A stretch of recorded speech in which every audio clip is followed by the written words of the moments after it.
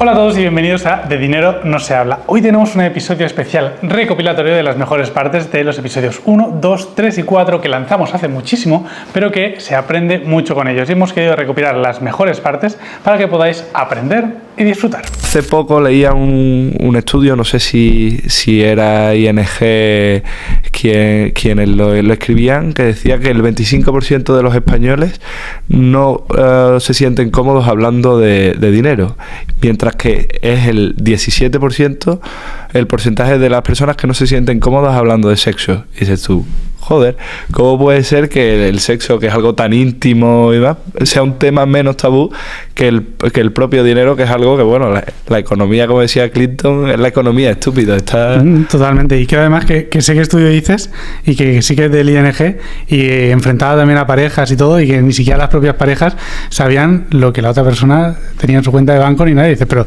¿cómo puede ser que no sepas qué tiene tu pareja si al final estás construyendo un proyecto juntos? Ya no te digo tu primo, el de Albacete, pero esto es, y además yo creo que sí, lo que tú dices, es súper importante hablar de gestión, de finanzas, de dinero. Es importante porque todo el mundo lo necesita para vivir, todo el mundo quiere siempre prosperar, y si no se habla y no se pregunta, no se aprende, porque hay mucha gente que, bueno, tú has tenido la oportunidad y el desarrollo y la capacidad de verlo y de saber desarrollarlo, ¿no? Y aprender con ello. Pero hay otras personas que a lo mejor pues no lo han sabido, no se han interesado previamente cuando eran más jóvenes como tú, y han dicho, vale, es que realmente tengo que hacer algo con el dinero. Entonces, lo bueno es darte cuenta que es importante, que nos falta siempre educación financiera, que siempre se habla desde lo bajo, desde que no te enseñan de impuestos y de la renta en el colegio, ¿no? Claro. Pues ya solo partiendo con eso. Totalmente. Entonces, por eso creo que es importante que aprendamos a hablar de dinero, a gestionarlo y a invertirlo para crecerlo. Pues bueno, mis primeros pasos, como casi cualquier inversor que nos escuche y siendo de España, es tirarte a por el IBEX, a por el mercado, a por la bolsa española. Y ese, bajo mi punto de vista, ya es el primer error. Parecía que con las burreras no había mundo más allá de nuestro país. El índice era el índice, había 35 empresas y solo me podía mover en ellas. Hasta que, claro, ese es el primer error, no por nada, sino porque ahí tenemos a muchísima gente, yo también lo he estado, enganchada en un Santander a 10, 11 euros, en un Telefónica a 20 euros, que desgraciadamente, con permiso de la señora Botín y del señor Vallete, no creo que jamás volvamos a repetirlo. Dicho esto, es aprendizaje, el de darte cuenta. Al fin y al cabo, uno no es tonto. Es cierto que quedaba mucho por aprender, pero no es tonto, y ves como en 2015, que es el año en que yo empiezo, el mercado español cae y el SP permanece plano. Dices tú, hostia, aquí ya hay algo que no me cae. Nos vamos a 2016, el mercado español sube un 2 y el SP500 sube un 12. Ostras, aquí sigue habiendo gato encerrado. Nos vamos al siguiente año, el mercado español sube un 7 y dices tú, este es el que le batimos al SP, y el SP sube un 22. Y dices tú, entonces ya tenemos una primera premisa clara, y es que, con todo el respeto a nuestro país, que tenemos un país maravilloso, hay oportunidades mucho mejores en lo que a inversión en renta variable, en renta fija se refiere, fuera de nuestro país. Claro, porque aquí en España tú no ves que haya una progresión suficiente como para combatir o ganar lo mismo que nos puede dar. Se puede ganar mucho dinero con empresas españolas, hay empresas con un potencial increíble, y por supuesto, tanto tú como yo estaremos de acuerdo en que le deseamos lo mejor, y ojalá el IBEX y el mercado continuo en sí fuera el índice de referencia en el mundo. Pero lo cierto es que, a nivel comparativo, cuando ya no me adentro en mercados emergentes, sino en simplemente Estados Unidos, Alemania, en Francia, es lo que digo, un gestor de bolsa en el año 2010 te recomienda en España estos valores: Santander, BBVA, Telefónica. Un gestor en Alemania te recomienda probablemente SAP, Volkswagen, Mercedes, Deutsche Telekom. En Francia, LVMH, AXA. Si tú analizas cuál ha sido el crecimiento de estos valores en los últimos 14-15 años, nos damos cuenta que estamos a la cola. Estamos a casi un 50% de máximos históricos en nuestro mercado, así que considero que ese fue mi primer aprendizaje, mi primer error, y a la vez como persona que se cae y se levanta, mi primer aprendizaje. Tu primer aprendizaje. Vale, ¿y qué harías diferente? O sea, si pudieras volver al punto de, ahora con tu conocimiento, es decir, vale, vuelves al inicio, ¿qué harías diferente a lo que hiciste en su momento? Podría ir a lo fácil y decirte que meter todo el dinero en Nvidia o en Amazon, pero, sí. Pero no, hombre. Considero un poco lotería ahora mismo. Considero que he tenido en diversos momentos verdades que para mí eran categóricas y que me impedían invertir en algún otro activo, pensando que, como ya me había equivocado una vez, ya no me iba a volver a equivocar. Pero es cierto que, bueno, las inversiones hay algunas que salen bien y otras que no tanto. Mierda, sí. Por ejemplo, hace no tanto invertimos en Baba, en Alibaba, y pues el colectivo chino se ha pegado una hostia de 1000 pares. Y ¿qué pasa? Que yo, a medida que el valor iba bajando, seguía comprando porque confiaba en el valor, que ojalá algún día suba, porque lo sigo manteniendo en cartera, pero al poco tiempo pasa lo mismo con otro buque insignia, en este caso de América, con Meta, con Facebook. Y dije, ¿qué hago? Sigo comprando el famoso buy the dip, y no me atreví. Dije, a ver si me voy a quedar atrapado igual que Baba. Pues bueno, en $80 pude haberla comprado y está ahora en 400. Pero bueno, al fin y al cabo, la historia de las inversiones son éxitos y fracasos, y intentar que los éxitos sean mayores que los fracasos. Porque lo has dicho, para que quede explicado, ¿qué es buy the dip? Al fin y al cabo es la tendencia que tenemos los inversores a que cuando hay un pequeño recorte del mercado nos volvemos locos y entramos. Porque compro, digamos, el hoyo. En el momento que está cayendo. Que efectivamente. Pero claro, si te vas a 2008, nos remontamos a la gráfica de los mercados en 2008, no hubo un dip, hubo 30 dip. ¿Sabes? Si compras en el dip número 30, maravilloso. Muy bien, pero si lo haces antes, la has cagado bien. Estás jodido, pero bien, claro. Mucha gente ha perdido mucha pasta. Muchísimo y me parece curioso lo que has dicho de Alibaba. Como, no sé si lo sabes, ¿cómo ves a la salida de Temu? Al fin y al cabo, Baba tiene la peculiaridad de que le pasa un poco parecido al sistema de Amazon, que pensamos en este tipo de empresas y lo primero que se nos viene a la mente es e-commerce, y es cierto que es indudablemente una de las ramas principales de la empresa, pero tenemos ahí una serie de servicios de computación en la nube, de ciberseguridad y demás, o de pagos en internet, también con ARM, que Baba ha trabajado durante mucho tiempo, y la valoración para muchos inversores, para mí el primero, sigue siendo curiosa. Yo no tengo problema en decirlo, del capital invertido en Baba podré estar perdiendo el 60 o el 70%. Pero bueno, al fin y al cabo también creo que una de las claves de la inversión es la calma, la mente fría, y es una apuesta que hice en su día. Y ahí sigues, ¿no? Igual que hay otras de las que me arrepiento, y al fin y al cabo vendo, porque en la bolsa es muy importante, en bolsa hay que vender, si no vendes ni ganas ni pierdes, pero al final vas a acabar vendiendo. Hazlo en el momento correcto, pero es cierto que si sigues confiando en el valor, todos los valores grandes han tenido su momentos de bajón, y la clave está en seguir confiando siempre que tu estudio, tu análisis de valor haya sido correcto. Pues esa es otra manera de entender la bolsa. Una vez que ves lo que triunfa a tu alrededor, que eso mismo te impulse a invertir, siempre por supuesto que analicemos que los datos de la compañía son correctos, que no te están vendiendo humo y que no te están haciendo nada. Por ejemplo, ahora se habla mucho de IA y hay unas inversiones gigantescas en IA, pero yo creo que también es verdad que habla mucho de eso, ¿no? Al final, hace 5 años la IA era un concepto de hostia, va a ser inteligencia artificial, ¿eso qué es? Ya de repente está en la vida de todo el mundo. Quiero buscar una receta para hacerme pasta esta noche y pongo en ChatGPT, hazme la receta con estos ingredientes que tengo. Y eso es cotidiano, pero ya lo ves que está el uso en cualquier cosa.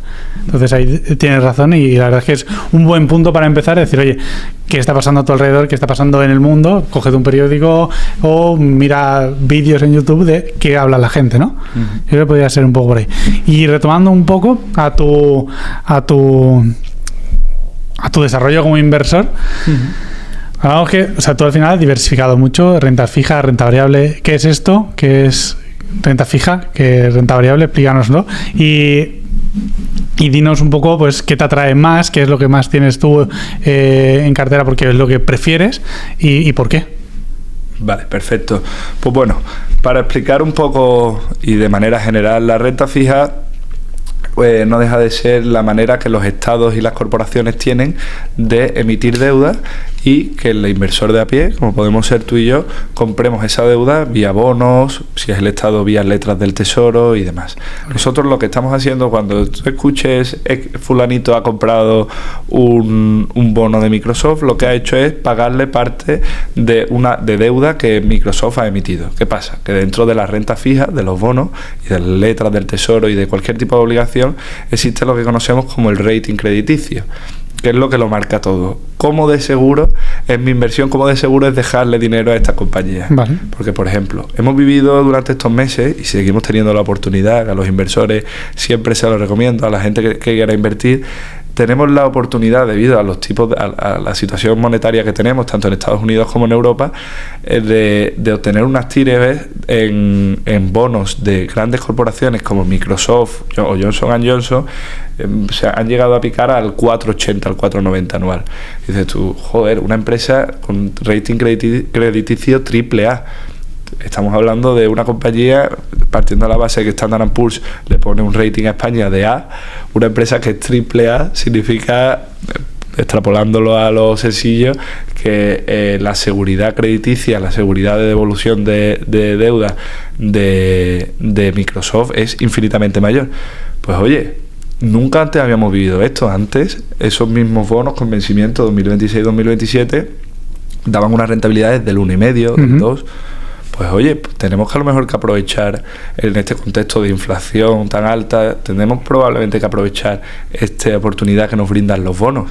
Y te hablo de bonos de investment grade, que es, digamos, esa calidad crediticia más alta. Ahora, si te ves con fuerza, sobre todo a la gente joven se lo recomiendo. Oye, estamos aquí para jugar un poquito.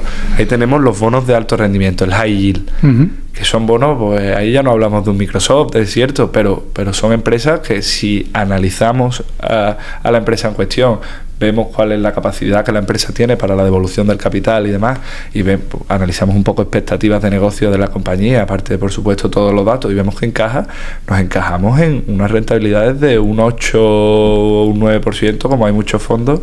Por ejemplo, ahora está muy de moda el Schroeder Euro High Yield, que es un espectáculo de fondo, lleva hasta julio un 5%, en un contexto en el que los tipos todavía no parecían que no iban a bajar. Ya descontamos que en septiembre bajan los tipos la Fed, así que oye, yo creo que es momento de aprovechar ese tirón de la renta fija.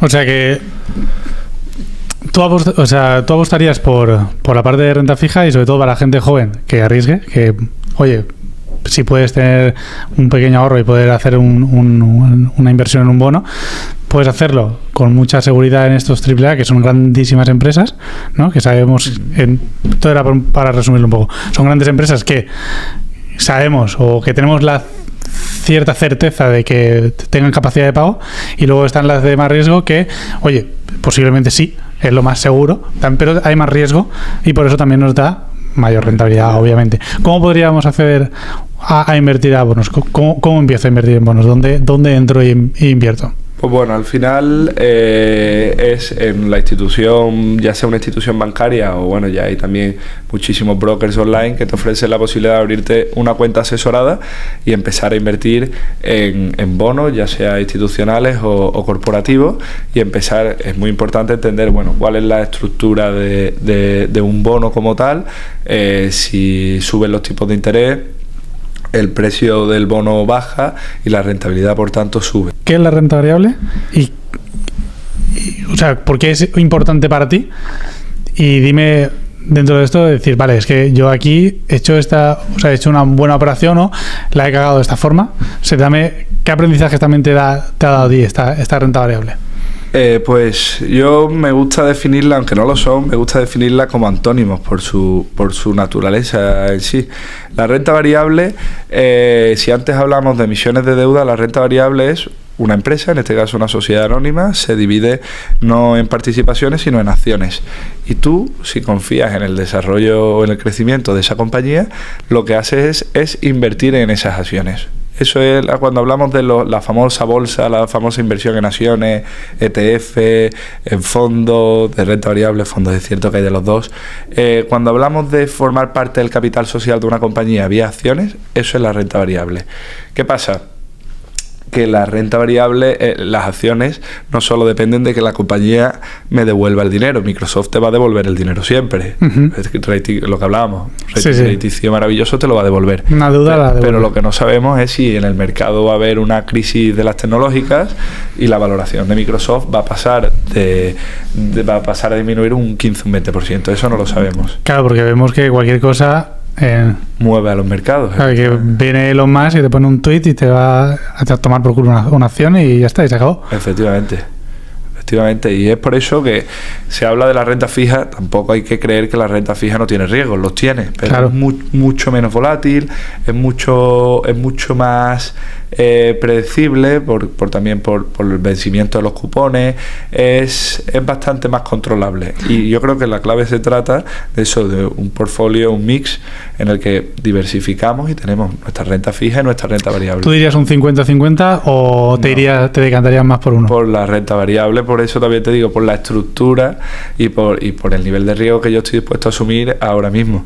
Pero es cierto que si me preguntas por el perfil de un jubilado o de una persona que lo que quiere ya es, oye, acabar bien, no arriesgar mi patrimonio, simplemente preservar capital, oye, renta fija, y sobre todo ahora las opciones son maravillosas. A lo mejor, o sea, tú, para verlo así, o sea, al final eres un tío joven,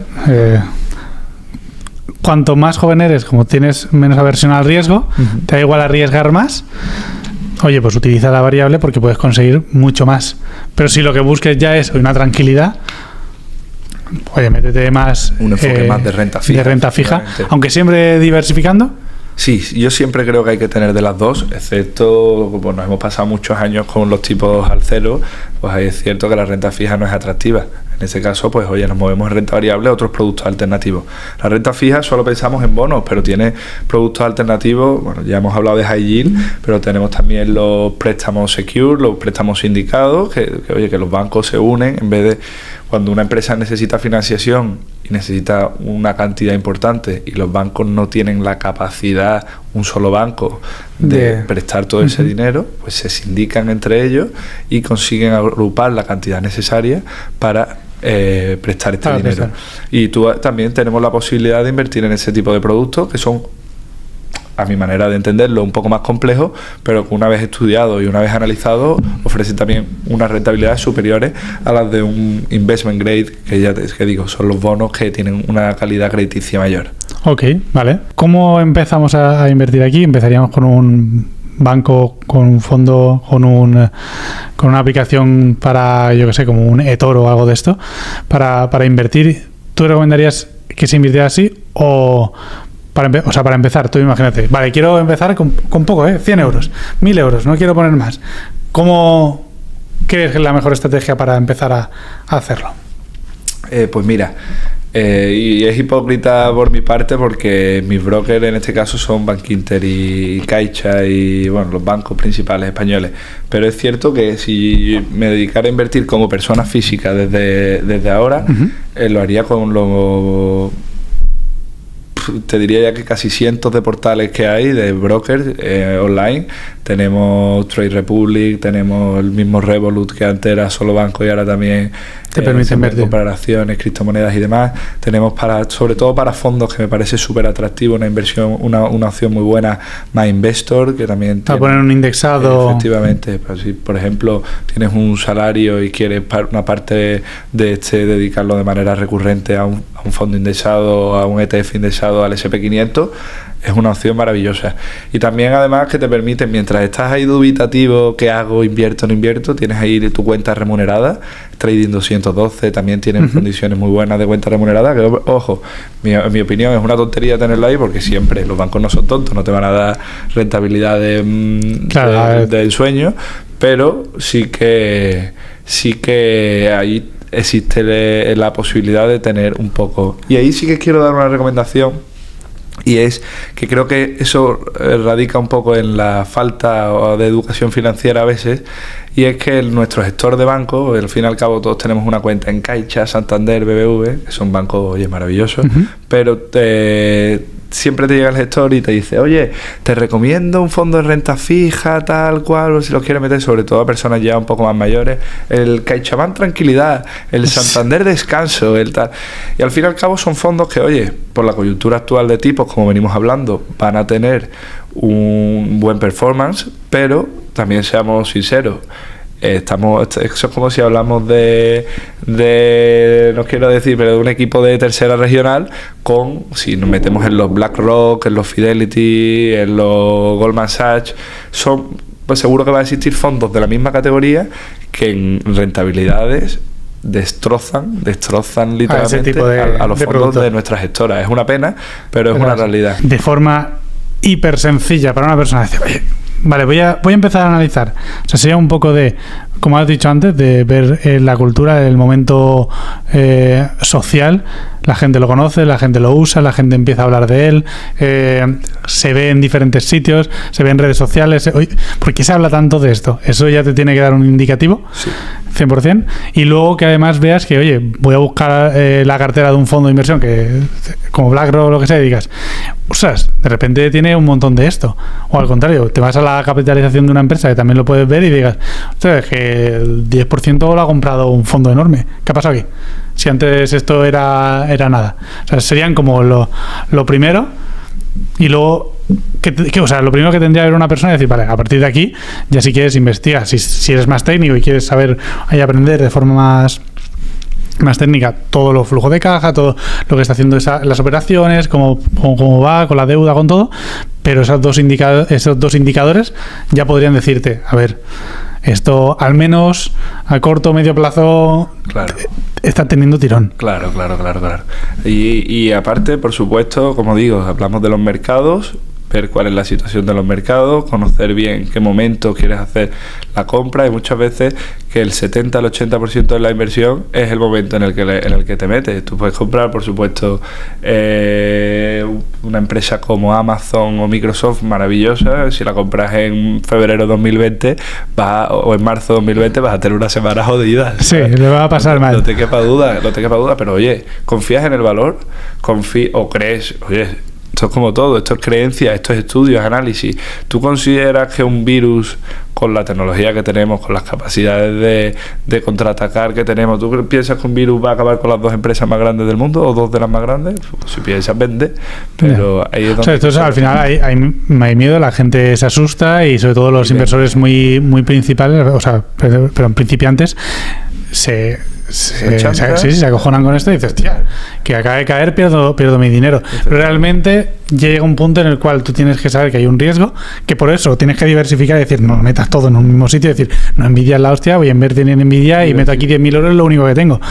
No hagas eso, pero que el mercado puede caer, diversifica, pero si tú tienes una acción, o sea, tienes en cartera una empresa, oye, que puede caer, que puede pasar algo, pero que si el proyecto realmente solo se ha visto afectado porque ha pasado una noticia mala o algo en redes sociales o tal, eso puede seguir, o sea, eso va a seguir, eso está ahí, y si el proyecto tiene consistencia y no es humo, claro, el recorrido al final te dará, oye, sí, a lo mejor aquí has perdido $2 por acción, pero a lo mejor te das cuenta que el proyecto es fuerte, que han sabido mitigar esas noticias malas, y dices, hostia, pues a lo mejor me quedo aquí y en 5 años lo tienes por 5 para arriba. Claro. Esto como Nvidia, que al final lo que tú decías, si es que vendían tarjetas gráficas y de repente dices, tío, ¿qué ha pasado aquí en Nvidia? Si hace 10 años no era, entre comillas, nada. Efectivamente. Y yo creo que es importante entender, y no quiero adentrarme en temas de manipulación de mercado, ni mucho menos, pero entender que el mercado lo componen manos fuertes y manos débiles. Uh-huh. Y ahí hay unas manos fuertes que no es que de ser nuestro mal, pero sí que llega un momento en el que ellos deciden vender sus acciones de determinada empresa, y como tienen tal cantidad de esas acciones, estas caen. ¿Qué pasa? Que el que no está ni en la mesa, que somos los demás, los humanos terrenales, los que no estamos ni en la mesa, pues llega un momento en el que vemos que el precio de nuestra acción cae de manera sobrehumana y decimos, coño, vendemos, pero cuando nosotros vendemos, el que nos la está comprando es el mismo que ha hecho que el valor caiga, porque ha vendido a $70-80 más alto claro. que nosotros. Así que no olvidar eso. Hay muchas veces que el mercado no cae ya ni tanto por una coyuntura económica, cae por meras ventas. Esto es la oferta y la demanda en sí.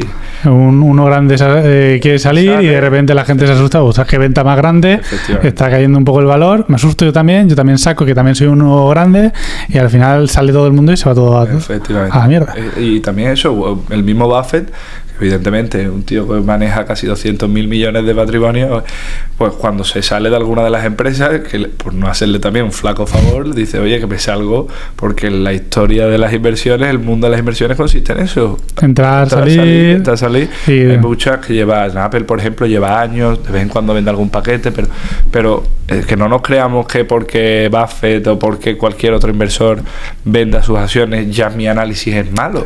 No, oye, es simplemente porque está haciendo sus operaciones y quiere, ha cambiado de, pues oye, has visto una oportunidad y quiere aprovecharla y se va a otro lado. No quiere decir que lo tuyo esté mal. ¿Qué errores tengo que evitar? O sea, yo empiezo, vale, tú ya has tenido un aprendizaje, evita esto.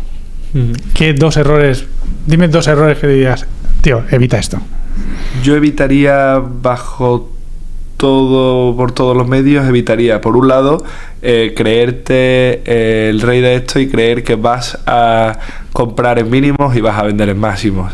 Esto es aplicable a todos los negocios. Que tengan en cuenta que puedes perder. Efectivamente. Y sobre todo la idea de no, yo no compro porque es que no está en mínimo. Voy a esperar a que baje a mínimos y ya la compro. O no, yo no vendo hasta que no vuelva a los máximos de históricos anuales. Yo no vendo hasta que no vuelva. Oye, no, esto no se trata de comprar. Lánzate. Efectivamente. Esto tiene que ser, oye, con tu análisis, con tu estudio. Oye, es buen momento para vender, no es buen momento, no esperes hasta máximo porque puede que no llegue nunca a máximo. Claro. ¿Sabes? Había mucha gente, eso, con los bancos españoles, ahora que han estado subiendo. No, yo me espero a que suba. Ojo, probablemente no suba hasta los niveles donde quieres venderlo. No es buen momento para empezar a deshacer posiciones, a lo mejor no la posición entera. Ese por un lado creo que es muy importante. Y por otro lado, y también me he dado cuenta que eso es algo muy español y si los americanos lo descubrieron hace mucho tiempo, y es que batir al mercado lo bate muy poca gente. Si no vas por lo que hablamos, por tiempo, no le vas a poder dedicar tu tiempo completo. Efectivamente, no te pongas como un loco a comprar acciones, indéxate. Claro, pon algo tranquilo, que sabes lo que hay. Efectivamente, si muy poquita gente bate, por ejemplo, el rendimiento del SP500, pues entonces, oye, indéxate, que sí que puede ser. Lleva el SP500 hoy, bueno, ayer marcó máximos históricos y hoy probablemente los vuelva a marcar. Sí, estamos en un punto que, oye, pero es cierto que si miramos la tendencia histórica del índice, es siempre es alcista. Efectivamente. Así que, oye, prepárate, infórmate. Y sobre todo, relájate, plantéate que esto no es un sprint. Efectivamente es una inversión, que puede ser que dentro de un año abras tu My Investor o tu Revolut o todo lo que sea y joder, un menos 25%, me caché en la malla, lo vendo, pierdo el dinero, da igual, me meto en otra cosa. Relájate. Lo mismo que tú pensó la gente en 2008, pensó la gente en 2020, pensó la gente en la década de los 80, pensó la gente en la crisis de las .com. Es normal, los mercados, si el mercado no cayera, entonces preocúpate. Claro. Porque significa que estamos ante otra burbuja más. Simplemente respira. Si confías en tu inversión, déjala ahí. Incluso si hay liquidez, compra más o... Muy importante. Ese es otro punto muy importante. Que no pasa nada que haya caído. Que esto... Si tú confías en... Por ejemplo, hay que ser muy torpe para no confiar en el SP500.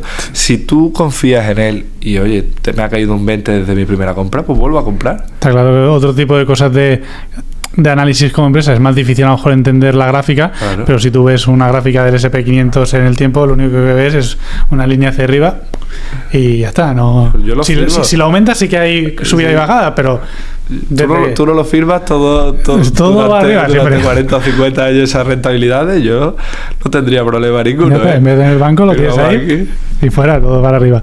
Vale, y así una línea para acabar ya esto y ya cerraremos. Una línea. Dinos la lección más importante que tú crees que has aprendido en esta década invirtiendo? Sin duda alguna diría que a veces se gana y a veces se pierde. Ni soy un mierda cuando compro Alibaba y se me desmorona en los brazos, como yo digo, y hay veces que considero que son como mis pequeños, ¿no? Ni soy un mierda por haber comprado Alibaba o por haber creído que China, en el momento entendí que un país con ese crecimiento y con ese potencial las empresas subirían. Pues no, me equivoqué, o por lo menos el tiempo por ahora sí lo indica.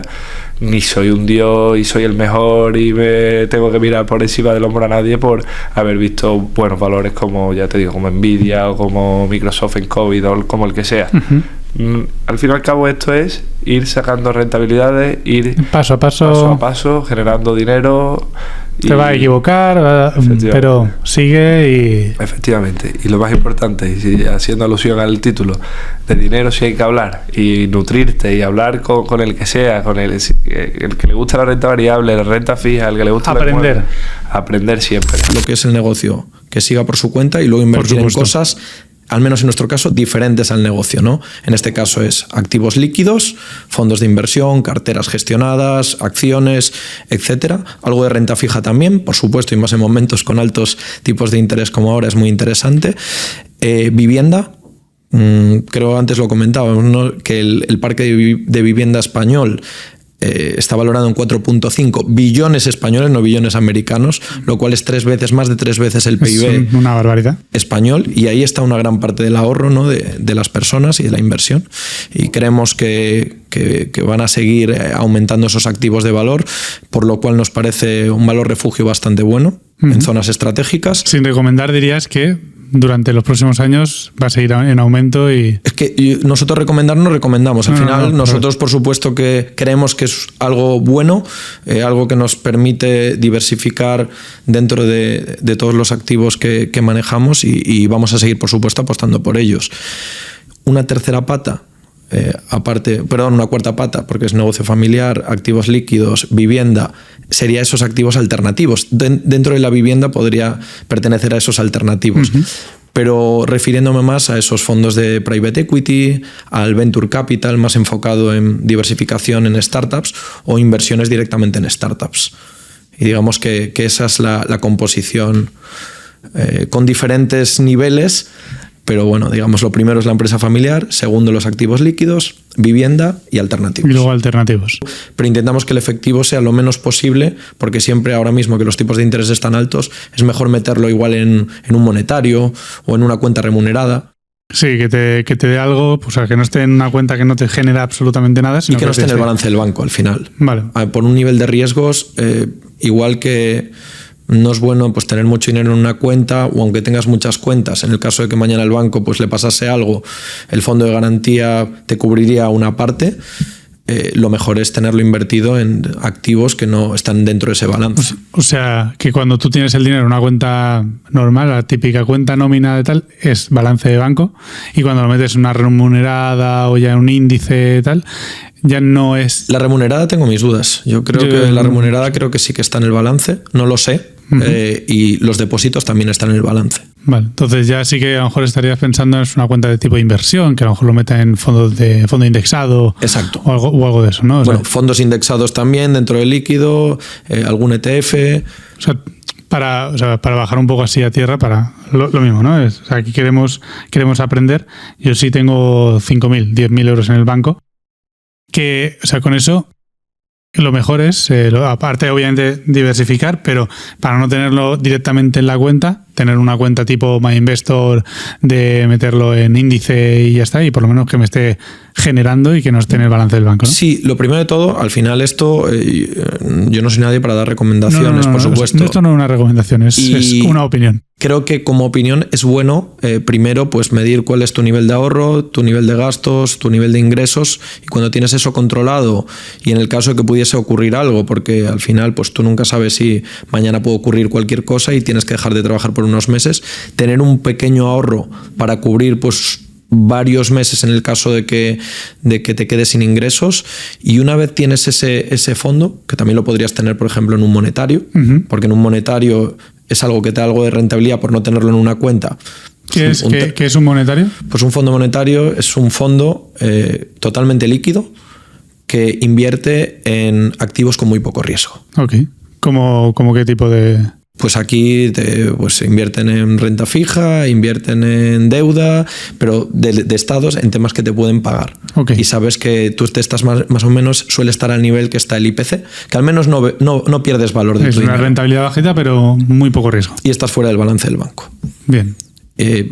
Bueno, si al final depende de la cantidad, también la puedes tener en una cuenta, que no pasa nada, porque en el caso de que le pasas algo al banco, pues obviamente tienes ese fondo de garantía que te cubriría. Claro, eso es hasta 100.000 euros, por eso te digo. O sea, por supuesto. Siempre y cuando de verdad que lo cubra, pero está ese fondo. Que eso no lo sabemos. Eso no lo sabemos, pero ahí entendemos está, ¿no? Que sí. Entendemos que te lo debería cubrir hasta 100.000 euros en una cuenta bancaria. ¿Y cuál sería esa idea, ¿no? Yo creo que cuando tienes eso cubierto, una buena manera de inversión para mí, pues son, por ejemplo, esos fondos indexados que hablábamos, que al final replican índices. Pues por ejemplo, uno muy típico que invierte mucha gente, el del SP500. Sí. ¿Y por qué? ¿Qué tienen de bueno? Porque tú al final, si hoy inviertes 1.000 euros, debido al interés compuesto, que al final es todos los intereses que se van generando, que vas ganando a cierre de mercado, si lo reinviertes en ese fondo, tu base que has invertido cada vez va creciendo más. Uh-huh. Y entonces, mientras que se siga generando un interés similar, cada vez lo hace sobre una base superior. Entonces me parece algo bueno, y de hecho si miramos los históricos, pues los fondos indexados te dan una rentabilidad, porque están en la media del mercado, de un 7, un 8%. Lo cual es muy bueno y o sea, está claro que hay que empezar por algún sitio, porque la gente a veces se complica. Y es totalmente pasivo. Claro. No le tienes que dedicar es automático. tiempo. Sí, o sea que aquí el fondo al final, por ejemplo el SP500 invierte en las 500 mejores de Estados Unidos, ¿no? Así para poner un poco de contexto. Uh-huh. Y él automáticamente, si una quiebra o otra entra en ese índice, él automáticamente vende, compra y siempre mantiene eso para mantener esa rentabilidad, que el histórico siempre ha ido en alza y ha ido bien. Exacto, y aquí también esto es importante, ¿no? Me dirías, joder, si esto es lo mejor que hay, ¿por qué no inviertes todo ahí? Porque creo que hay que diversificar, claro. Y es importante diversificar en todo tipo de activos y mercados y todo. Warren Buffett, esto lo comentamos antes, ¿no? En los últimos 20 años más o menos ha batido la media del mercado, que es ese 8%, uh-huh. Y ha sacado un 11, un 12, ¿no? Estamos hablando del mejor inversor que existe, conocido. Totalmente. Nosotros no vamos a ser Warren Buffett y va a ser muy difícil. De hecho, los mejores asesores les cuesta batir al mercado, ¿no?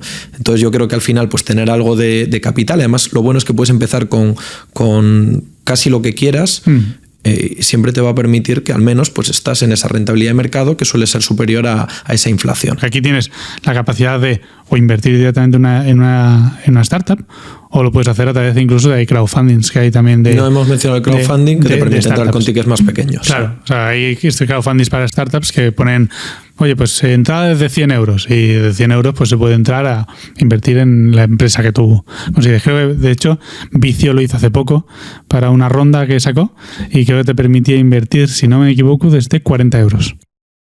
Bueno, al final tú, el modelo de financiación de una startup depende.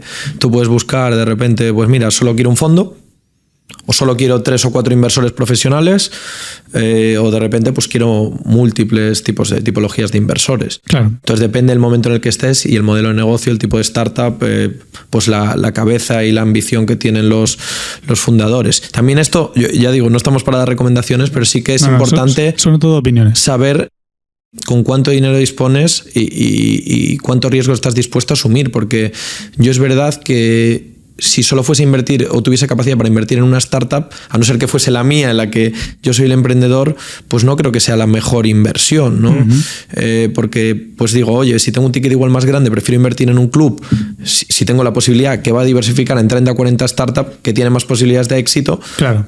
O si invierto directamente en startup, pues tengo que tener la capacidad al menos de poder generar un portfolio interesante que me permita, pues al menos ganar más de lo que he invertido, ¿no? Claro, o sea, aquí hay que entender que también depende del estadio donde invierta de la startup, porque si realmente las personas que se han unido para hacer eso, los emprendedores, dicen, tengo esta idea y te presentan un PDF, pues el riesgo es muy alto, que si llevan a lo mejor 3 años de track record haciendo ventas y tú dices, bueno, me cuadra más o menos lo que están haciendo, que puede funcionar bien, y si no, pues bueno, pues es lo que hay, ahí está el riesgo. Todo depende del momento que entres, pero lo que sí que es cierto que cuanto antes entres, más conocimiento tú también tienes que tener, o más bagaje o cultura, cultura financiera de inversión, para entender esos riesgos.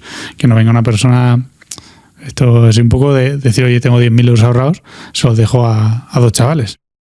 Sí, y no todo es la cultura financiera o de inversión. Por ejemplo, en el mundo startupero, cuando inviertes en un PowerPoint o en un producto mínimo viable, quizás es más veces importante tener ese conocimiento emocional para entender conocer, al founder. Para entender cuál es qué es realmente lo que el founder quiere hacer y cuál es su visión y cuánto está dispuesto a dedicarle a este proyecto, ¿no? También. Porque creo que pasar tiempo con los fundadores es fundamental. No, totalmente.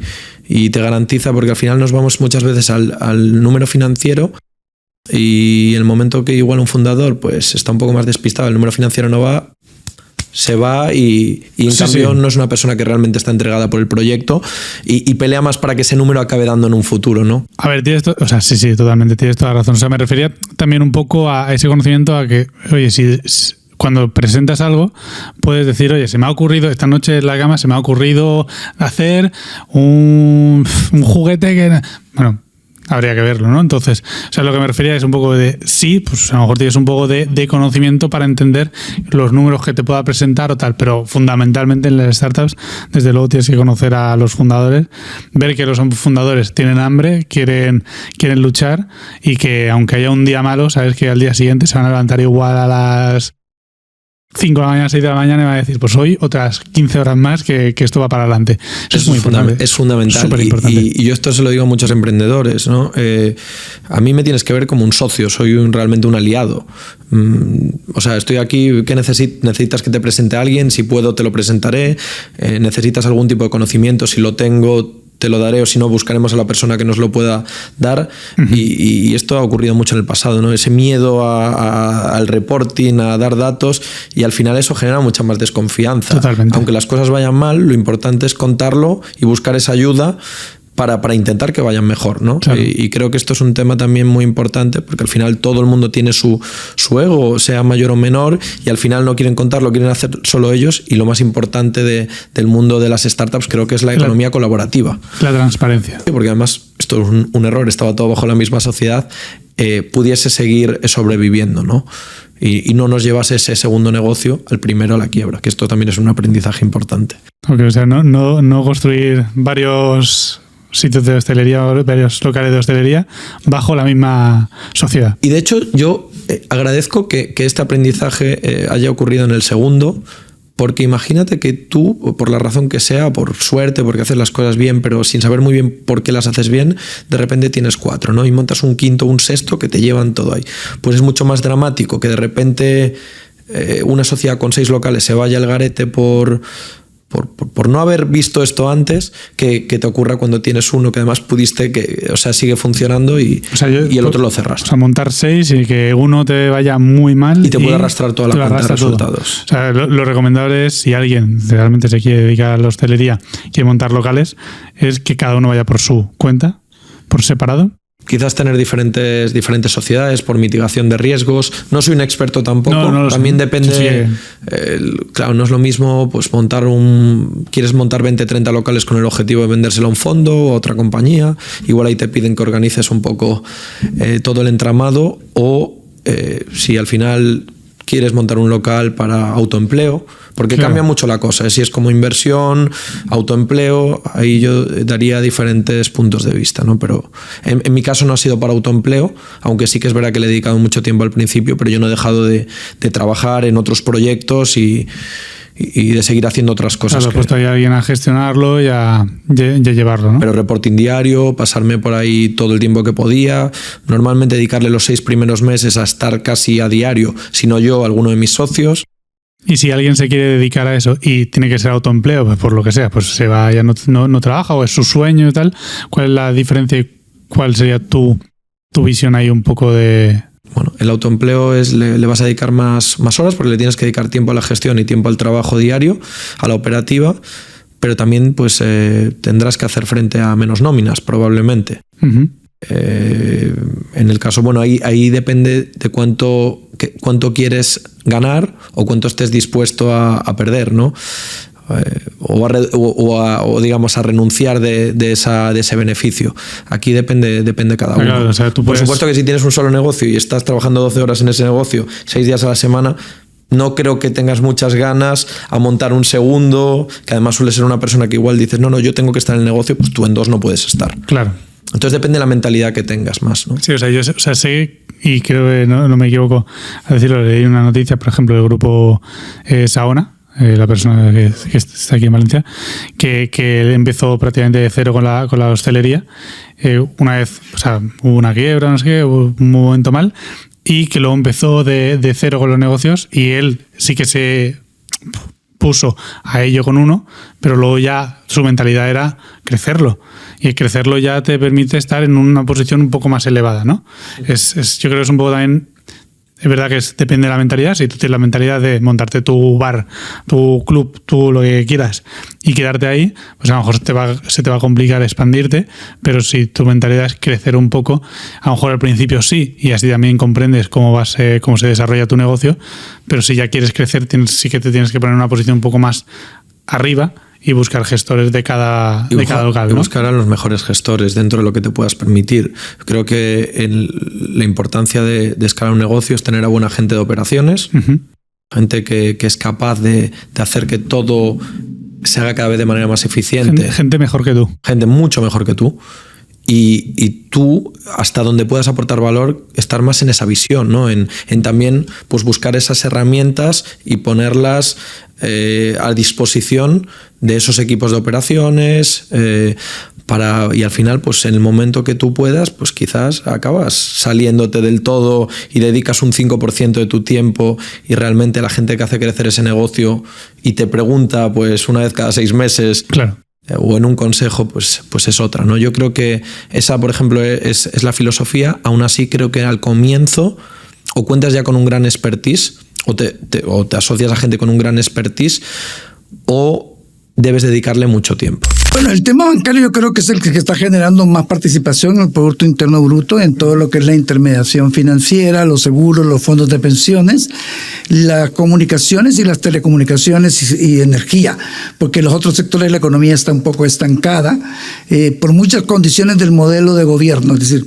pasamos de un gobierno de centro a un gobierno de un socialismo democrático estilo Latinoamérica, bastante híbrido, con políticas muy nefastas para la inversión, y por ende la economía, a mi criterio, está estancada, y estamos tratando pues de empujar un poco algunos temas de sobrevivir, porque cuando tú lo miras, lo que ves es una influencia de Chávez fuerte, y entonces ves que todo lo que Chávez hizo, y Maduro, en el tema de controlar la moneda, de controlar el cambio de la moneda, de afectar la empresa nacional para llegar a la quiebra y realmente destruir el modelo económico, se está dando.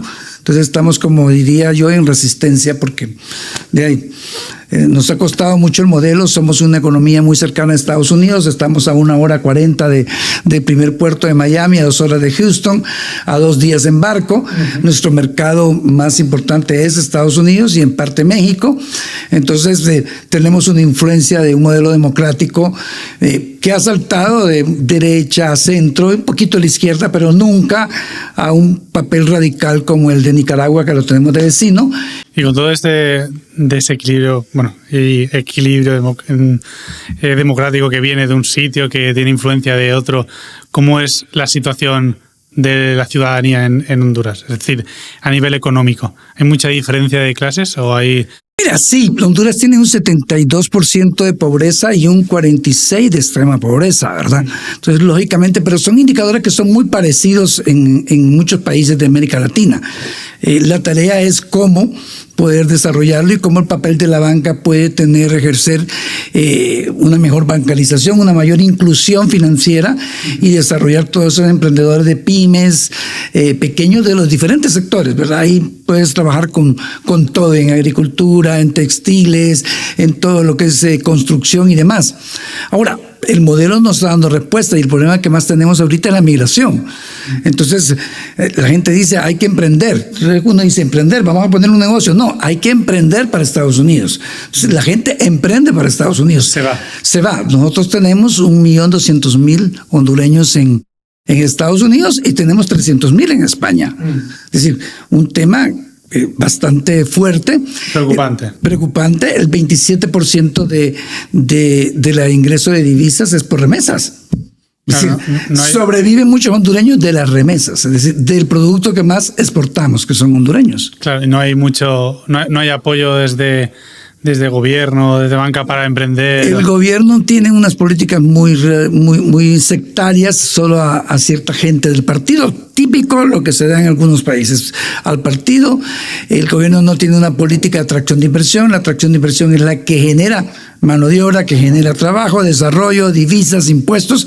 Entonces, en vez de crecer la inversión, tanto extranjera como nacional, más bien está decreciendo. Hay gente que está sacando su plata. Entonces, ahí tenemos una circunstancia. Con eso tú ahora, ya que también pues nos hemos quedado un poco en tu desarrollo profesional, pero ¿tú crees que Honduras es un sitio interesante para invertir? Claro que sí, tiene un potencial agrícola tremendo, agroindustrial tremendo. La mano de obra hondureña está generando y está mejorando sustantivamente. Tenemos agroindustria, tenemos mano de obra, tenemos mucho textil. Maquila, de textil norteamericanos, tenemos casi 160.000 familias trabajando en eso. Tenemos ensamblaje de partes de vehículos, tenemos, que te dije, mucho turismo porque es un país que es rico en todo lo que tiene. Sí, desde luego la foto que se ve en internet es preciosa, es precioso. Ruatán y todo, Cayo Cochinos, que muchos conocen Cayo Cochinos porque se hace un campeonato de los españoles por allá. Es decir, hay mucha posibilidad y la realidad es que no hemos aprovechado mucho ese movimiento de las empresas de China para América, que las ha aprovechado mucho México y algunos países de Centroamérica, porque no ha habido una política y una garantía de seguridad jurídica, de seguridad de la inversión, me explico, de reglas claras, de costo de energía. El costo de energía es muy alto, todavía tenemos un problema serio con el costo de energía. Infraestructura estamos desarrollando, tenemos Atlántico y Pacífico, tenemos puertos. Entonces, la economía iba avanzando, pero se ha estancado un poco con este modelo que estamos llevando en este momento y por cosas exógenas que en el mundo están pasando. Por supuesto, eso sí, eso no se puede controlar. Pero a ver, es cierto que las políticas, y sobre todo a mí como emprendedor también, algunos países tú lo ves que apoyan o intentan desarrollar y otros que merman porque hacen políticas internas para ellos y que es verdad que no buscan que el ciudadano medio desarrolle empresa, bien porque no interese o bien porque hay otros intereses propios de cada país. Pero bueno, dentro de esto, ya por también interés, ¿cuáles son, ya que hemos dicho lo de la inversión, cuáles son como los sectores más que tú dirías? Es que creo que esto, o sea, que empresas de Europa, de América o incluso asiáticas podrían invertir en estos tres sectores en Honduras porque tienen un potencial de crecimiento muy bueno. Mire, yo digo agroindustria, que ahí hay mucho por hacer. Las compañías norteamericanas son fuertes en agroindustria, banano, piña, mango, plátano y mucho que se puede desarrollar y exportar, tal vez hasta con un valor agregado. Ya nosotros ya no debemos de recibir piña en lata porque exportamos la piña y nos viene de vuelta en lata. Debemos de tener un proceso más grande. Chocolate. El cacao de Honduras es uno de los mejores del mundo. Es decir, para mí, cualquier fábrica de chocolate en Europa que quiera ubicarse en Centroamérica sería genial porque en vez de estar mandando el producto de allá lo puede hacer allá. Encuentra el cacao, lo puede procesar y ahí nomás hace el chocolate y tiene un mercado centroamericano de 45 millones, sin contar México. Entonces tiene productos interesantes, tiene mucha mano de obra para maquila de cualquier tipo. Y yo no dejo de pensar en el turismo porque tenemos ruinas mayas, tenemos historia colonial de lo que ustedes dejaron, menos el oro que se lo trajeron. Pero nos queda. Se lo llevaron los ingleses. Tenemos playas espectaculares, tenemos vegetación, selva increíble para poder potenciar, ¿verdad? Entonces tenemos condiciones bastante interesantes, una gastronomía variada, es decir, tenemos un potencial grande. Y con esto, minerales. Por si emprendedores también nos escuchan, que a lo mejor puedan tener negocios, pues, por ejemplo, aquí en España, que al final pueden estar aquí. ¿Cuáles son los riesgos que puedan tener para hacer una producción allí? Mira, el tema es que la seguridad jurídica es muy inconstante. El gobierno actual está cambiando mucho las reglas del juego, entonces eso te genera. Pero por eso se desarrollaron desde el 2014-16, se desarrollaron zonas libres de desarrollo. Y has dicho, por tema de blockchain y tal, porque tú al final también estás representando al Global Blockchain Business Council. Todo esto, o sea, ¿qué reto realmente estás obteniendo al intentar Mira, es interesante porque el Global lo que hace es actualizarnos y ver modelos que se están desarrollando en diferentes partes en el tema de supervisión. Porque indiscutiblemente, cuando tú hablas de supervisión en estos modelos es un poco como contradictorio, porque simple y sencillamente tú lo que dices, cuando yo construyo algo, es decir, yo lo que tengo, es decir, ya no voy a un banco, yo tengo mi propio banco, yo manejo aquí mis inversiones, yo manejo aquí mis transferencias, yo manejo aquí mi rentabilidad, mi conversión de la cripto acá y todo lo demás. Entonces, decir, algunas normas, pues sí, tienen que salir para surgir porque mira que el lavado de activos, que el narcotráfico, que el terrorismo y toda la normativa que saca Estados Unidos y Europa para poder prevenir, porque esto también es vulnerable para ese tipo de situaciones. Entonces, lo que encuentras es que tú tienes experiencias y modelos que se van desarrollando de acuerdo a las circunstancias, de acuerdo a la demanda y demás. Entonces, tú vas aprendiendo de modelos y vas haciendo el tuyo a tu medida. Claro. Y siempre y cuando con la práctica internacional que ya hubo, de manera que tú lo acoples y no puedas tener obstáculos y al mismo tiempo puedas tener un grado de transparencia. Porque igual estás haciendo negocio y necesitas darle un poco de confianza y credibilidad.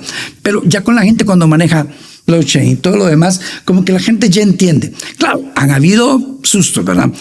Hemos visto dos personas en Estados Unidos presas que manejaron y crearon empresas, levantaron plata e hicieron desastres. Totalmente. Entonces todo eso implica a poner una cantidad de medidas que tú las vas evaluando de acuerdo a la necesidad, de acuerdo al crecimiento y de los valores que tú estás jugando, porque también tiene mucho que ver con eso. Si vas a jugar pequeño, por favor, no me pongas tanta traba. Porque aquí, porque en Honduras hay es decir, la gente entiende y le gusta lo que es tema de blockchain, porque por ejemplo en España sí que, hay gente que es muy defensora y gente que no la conoce, y luego hay personas que han visto muchos scams, muchos shitcoins, mucho tema de robo y phishing por ahí, y no se fían en absoluto de la tecnología blockchain, pese a que es una tecnología muy potente y que puede cambiar el sistema financiero. Mira, lo que pasa es que en Honduras va mucha gente a estudiar a Estados Unidos o a Inglaterra, a misma España,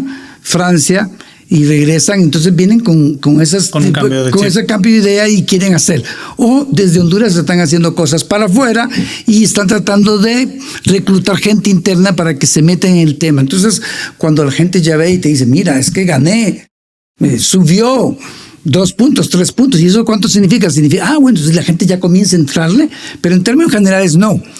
Y el gobierno ha puesto así como unas trabas. Nosotros lo que hicimos, por cierto que me tocó a mí, el Banco Interamericano de Desarrollo, decidió implementar y fortalecer lo que es una mesa de fintech y todo lo que es la materia. Viajamos a Argentina, un grupo de académicos, Banco Central, Comisión de Bancos, algunas fintechs, a ver cómo Argentina había desarrollado ese mercado. Y bueno, dialogamos con el gobierno, con los usuarios, con las asociaciones, regresamos, hicimos una mesa. Y en esa mesa comenzamos a trabajar, a revisar las leyes, cuáles leyes estaban creando obstáculos, cuáles habían que quitar, cuáles habían mejorar y cuáles nuevas habían que crear. Porque quieras o no, pues siempre puede haber una sorpresa que puede llegar por ahí. Entonces, todavía está en desarrollo, pero así como un control, pues no. ¿Me explico? Entonces, y la gente sigue. Acordémonos que esto no hay frontera. Claro. Pero la gente en Honduras, tiene interés en... Mira, ¿O lo conoce? la conoce, pero tiene poco interés porque le da un miedo, el riesgo abierto de una situación que no. Claro, la gente que viene de Estados Unidos y de otros mercados, esos no. Pero está tratando de reclutar gente y que entiendan el tema. Y cuando escuchan números y que las inversiones en otro modelo no les están dando, y acá por acá sí hay, tal vez con un riesgo un poco diferenciado, por no decir más alto, pues la gente le interesa. Pues me explico, ¿quién no anda buscando mejor rentabilidad sin menor riesgo o con un riesgo menor que puede tener una devaluación de la moneda, que a veces por eso es que funciona? Mira, Argentina se desarrolló por el tema de la devaluación de la moneda. Es decir, tenías una moneda que te estaba costando una devaluación galopante, ¿verdad? Que el oficial estaba en 300 y el mercado blue, azul, te costaba 1400. Es decir, para el turismo era fantástico, pero para los argentinos era un tema que no. Entonces ellos desarrollaron y fueron llevando, y Argentina tú ya puedes pagar con Bitcoin. Sí, en ciertas partes, entonces no tiene ningún problema. Sí, además he conocido a varios emprendedores por aquí que son de Argentina y que me han enseñado muchas veces tarjetas de bancos o aplicaciones bancarias que se mueven a través de cripto. Ellos tienen dólares, tienen cripto y directamente, no, pues esto lo pago con Bitcoin que tengo, y lo pago directamente. Y lo cual está muy bien, porque al final no deja de ser otra forma de economía propia, ¿no? De tener, pues como tú has dicho, tengo mi banco aquí en la palma de mi mano, y qué más da que lo tenga en una entidad bancaria de 200 años o en un exchange, ¿no? Pues mira, en Roatán, en Honduras, ya se está desarrollando, ya hay como unos 25 negocios que ya te están aceptando pagos en Bitcoin, porque Próspera lo ha desarrollado. Entonces ya está, y ellos ya tienen la conversión para convertirlo en Empira cuando ven que el cambio le favorece o no. El Empira es la moneda de Honduras. Entonces ya hay pequeñas ciudades turísticas que a veces llegan turismo con una tarjeta de Bitcoin y quiere pagar. Entonces el receptor dice, bueno, o me pongo a recibir esto o no tengo ingreso. No, claro. Entonces, sobre todo Roatán, porque el 90% es turismo norteamericano.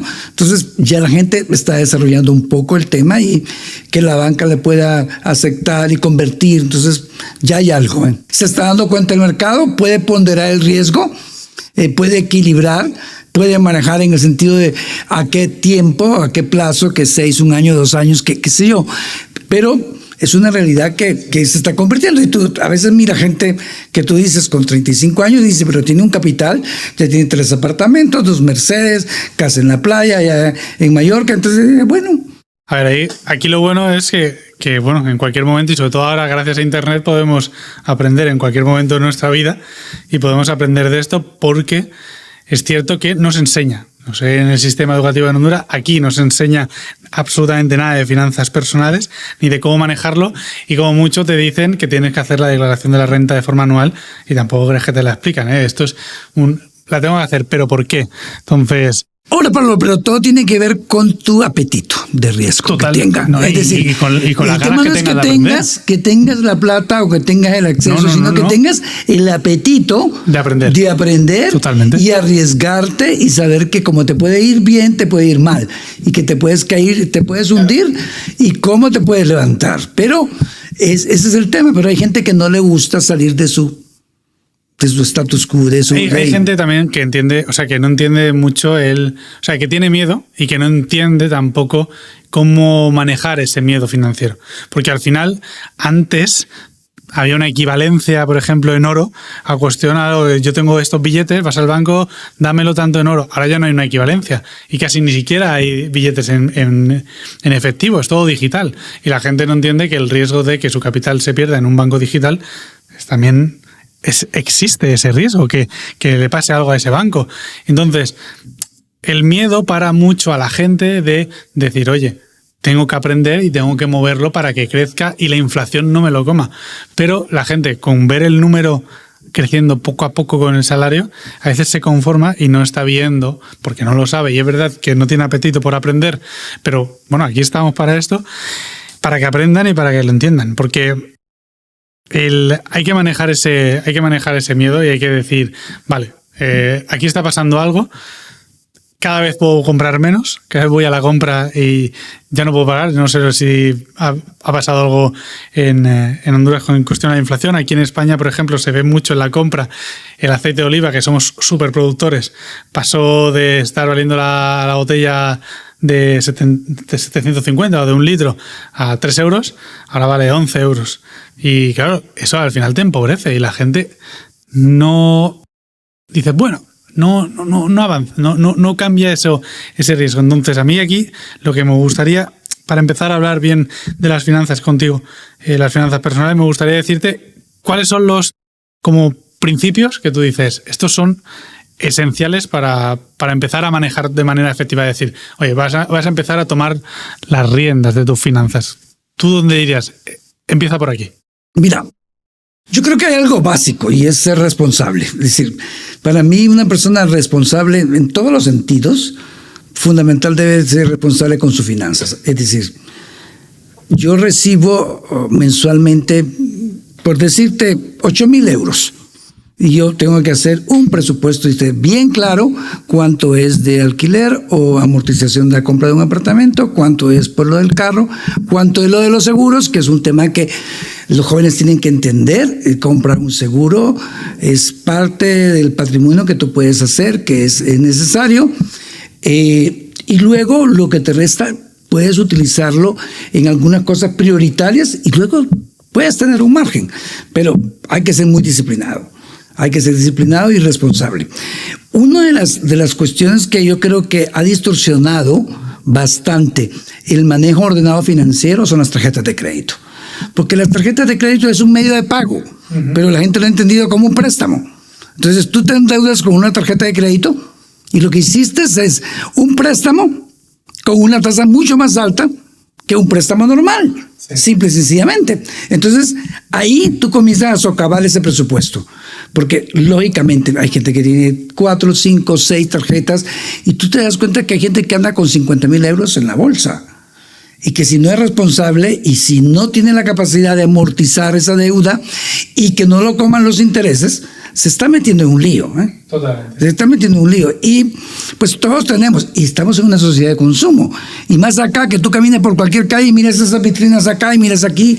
Mira, entonces, es una sociedad de consumo que tú dices, no tengo la plata, pero tengo la tarjeta. Claro. Y ese es el peor préstamo directo que tú tienes, porque no lo puedes controlar. Cuando tú vas y sacas un préstamo que pones una garantía, pues es porque vas a construir algo, vas a hacer una mejora de una casa, vas a pagar los estudios de tus hijos y todo lo demás, pero este es abierto totalmente. Claro. Entonces, si tú no eres responsable con eso, ese margen que te queda, te lo comiste y te lo pasaste. Sí. Entonces, ahí ya fuiste. Es decir, me quiero ir a República Dominicana de vacaciones, pero ya no tengo, pero tengo la tarjeta de crédito. Vas a tener para amortizarla, vas a tener para pagar, ese viaje te está costando tal vez un 40% más de lo que tú hayas hecho si lo hayas ahorrado y lo hayas comprado en efectivo y demás. ¿Me explico? Pero entonces, todo eso, ese espacio que tú dices que puede tener para inversión, te lo comiste, te lo llevaste. Sí. Y creo que también hay otra cosa que embriaga mucho a la sociedad y sobre todo a los jóvenes, y es el disfrute del ahora. Que creo que también se está dando mucho. Sí. No lo sé tú cómo lo ves, que tú al final eres más mayor que yo. ¿Cómo lo ves? Sí. Bueno, más mayor no, pero un poquito. Un poquito, a lo mejor un par de años. Pero yo creo que, o sea, al menos yo lo veo, y sobre todo en mis alrededores, que sobre todo los jóvenes quieren disfrutar de, oye, pues quiero hacer este viaje o quiero hacer tal, y aunque no sea concreto, es normal. Pero no hay un esfuerzo del ahorro también con ello.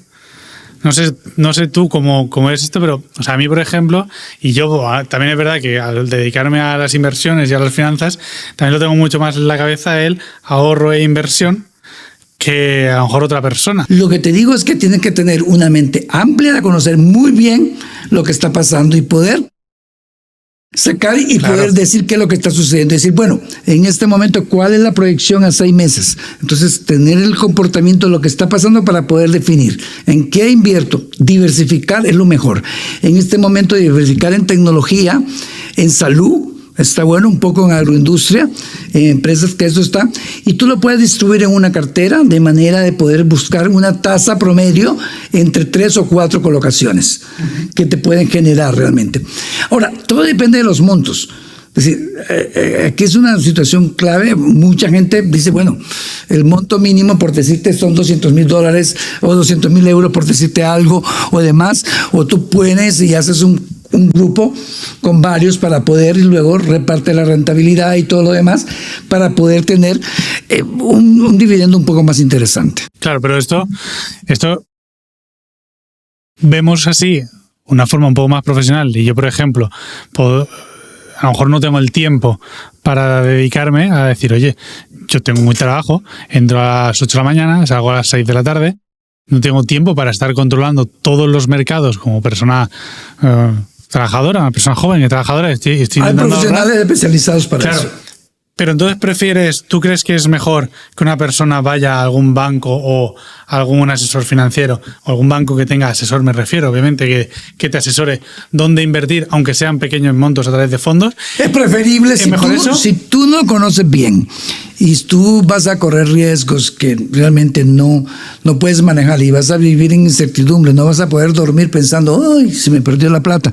No, sencillamente busca un asesor financiero, pero eso sí yo le diría a la persona, estudia.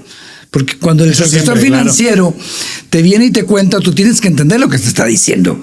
Y te dice, mira, hay que vender, hay que cambiar, hay que hacer, tecnología se fue, Nasdaq pasó acá, Chicago, que es de agricultura. Entonces, tú tienes que conocer.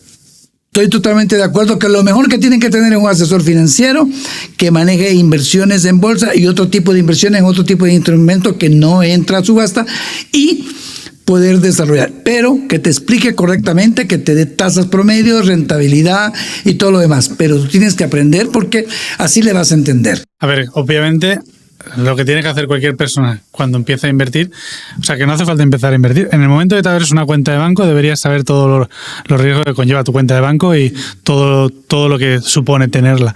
Que la gente de normal no lo sabe, pero bueno, ya ahí te implica un estudio financiero. Creo que, o sea, con esto también yo creo que todo el mundo debe cada vez estudiar más y aprender más sobre cualquier tema financiero para desarrollar mejor su economía. ¿Cómo definirías tú esta relación entre riesgo y rentabilidad y cómo crees que la gente debe verlo o cómo tienes que asumir este riesgo cuando quieres empezar a invertir? A ver, yo siempre digo que las personas tienen un binomio en la cabeza, tienen dos elementos en la cabeza. Uno es el riesgo y el otro la rentabilidad. Entonces, cuando tú estás persiguiendo rentabilidad, sabes que vas a tener que asumir un mayor riesgo. Si tú te mueves en el, digámoslo así, hacia una zona de más tranquilidad con un riesgo bajo, sabes que vas a asumir un retorno menor. Pero lo importante es que cada persona adquiera el producto financiero que le corresponde con su perfil de inversión. Es decir, a mí me puede buscar el arroz, a ti las lentejas. Entonces, yo tendré que comprar productos que me gusten a mí y que se adecúen a mi perfil de inversión. Habrá otras personas que busquen otro. Si yo no tengo el producto correcto dentro de mi perfil, al final voy a acabar teniendo problemas. Es decir, si un cliente llega y te dice, me gusta la renta variable, verdaderamente me gusta el riesgo, etcétera, etcétera. Tú le compras, siguiendo esas indicaciones, le compras renta variable. La renta variable se pega un peñazo de un 20% en una sesión y el cliente te dice, esto es un desastre, mi cartera ha caído. ¿Cómo puede tal. ser? Y dices, ¿cómo puede ser? Es que está mal perfilado, evidentemente. Es porque él realmente no sabe identificar su... Efectivamente. Su riesgo. Entonces tienes que pasar tiempo con él, tienes que preguntarle. No es fácil perfilar a un cliente, pero una vez lo consigues, las cosas puede ir todo muy, muy de la mano. ¿Y crees que es en torno a la actualidad o siempre ha habido gente que busque una rentabilidad muy alta en cosas muy seguras? Es decir, sé que no tiene nada de relación. Es difícil, ¿eh? Es muy difícil y creo que, o sea, muy difícil, prácticamente imposible, pero nosotros nos vemos con clientes que, bueno, que no son clientes, simplemente personas que a lo mejor se interesan por invertir y buscan rentabilidades que a lo mejor es multiplicar 1 por 2 o 1 por 3 en poco tiempo y con bajo riesgo. ¿Eso tú crees que es de ahora porque está bajando mucho el nivel de educación financiera o nunca ha habido realmente?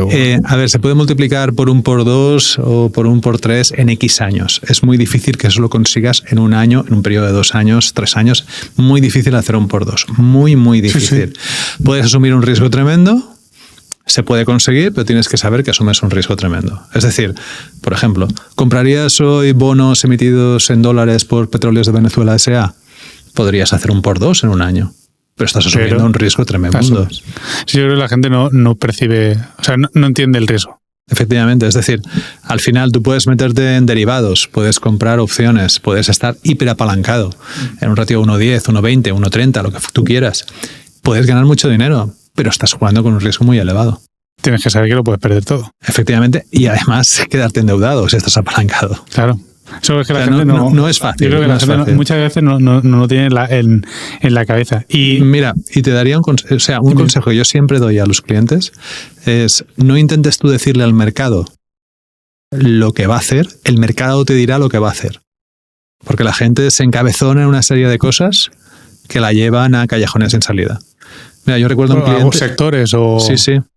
O con ideas. Yo, por ejemplo, recuerdo a un cliente que estaba encabezonado en que cuando Donald Trump llegara a la presidencia, de la primera vez en 2016, apostó a que el mercado bursátil norteamericano iba a bajar, iba rolando la posición. Esa persona perdió más de $1 millón en una serie de meses. Pero él tenía en la cabeza que Trump iba a ser negativo para las bolsas norteamericanas. Pero realmente ha habido grandes operaciones de inversión a nivel mundial, de gente apostando en contra, por ejemplo, era aquella apuesta en contra de la libra o... Sí, claro. Y la famosa película de la gran apuesta. Exactamente, sí, eso sí que es más fácil que la gente lo sepa. Esa es más conocida, ¿no? Sí. Y realmente sí, tú apuestas. Lo que pasa es que tú puedes tener la idea correcta. La cuestión es, tú puedes tener la idea correcta, pero el mercado no te da la oportunidad. Es más, en la gran apuesta, no sé si recuerdas que la idea es que la gente se pone bajista en el mercado inmobiliario. Sí. Y que el mercado al final les da la razón. El mercado cae, ellos están vendidos y consiguen un beneficio fenomenal. Pero dentro de la misma película, alguien dice, esta idea ya la tuvo un gestor, no recuerdo si era de Morgan Stanley o de JP Morgan, no recuerdo, y apostó y estuve perdiendo durante meses porque el mercado no entraba a esa idea. Y es así, quiero decir, puedes tener la idea correcta, pero llegar antes o después, no, tienes que llegar al momento.